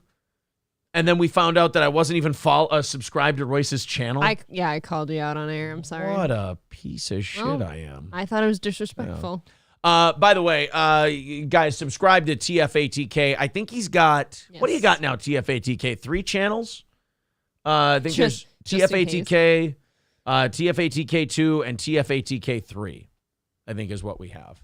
You guys have a panel link. And you and I just sit here and go, oh, you mean like to turn on the downstairs lights and turn them back on again? Like solar panels?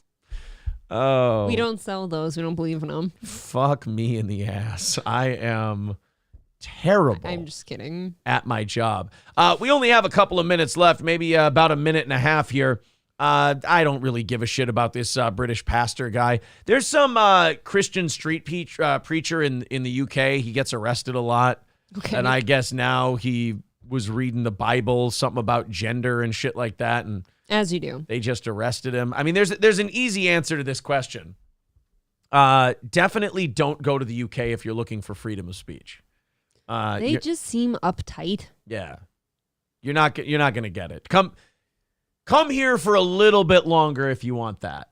I don't know how much longer because it's starting to go like this a little bit. Mm-hmm. But UK, no. There's also some lady, I think it's the UK as well. There's some lady they've caught praying in public, and they've been arresting her now too. Like she's been just doing prayers in public, and they arrest her a couple of times. That's not okay. I know. Well, that's just the way they do things. Yeah, Johnny 1.0 says, yeah, we'll have it for a couple of weeks.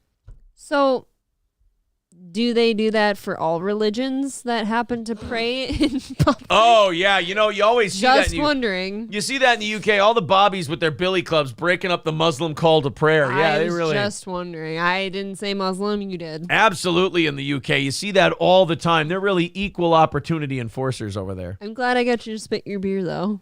David says if you talk to British people, they'll insist they have freedom of speech, followed by you're just not allowed to say offensive things. That's true. He's right. That's true. They do say that. That sounds like Canada to me. Like, oh, we're allowed to have opinions, just not the wrong ones. Yeah, exactly. Like, we got, like Johnny said, we got a couple weeks left on our freedom of speech, right? A couple of weeks. Why is it just a couple of weeks, or why? Yeah. It does seem to be going away. Look at LL Cooley. We were being very nice to this guy, and then he advocated for something like that. Wow, what a giant piece of shit. Why would you do that? I'm really glad a guy like this doesn't like us. I certainly don't need people like that following me. Guys, that's going to do it for tonight. Thank you very much, and thank you to TFATK. I really hope he became a fan of the show tonight. If not, look, I've swung and missed before. I'll swing and miss again. We hope you guys enjoyed the show. Like the stream. Let's get that up to 200 by the time you head out of here. Hit the like button, hit subscribe, all that good shit. Watch our videos, the clips of the shows that we've been putting up in the video section. We appreciate you being here. Go check out Mersh over on Nightwave. Yes, absolutely. If Mersh is on tonight. April, thank you very much. Thank you. And we will talk to you guys tomorrow morning at 6 a.m. Central.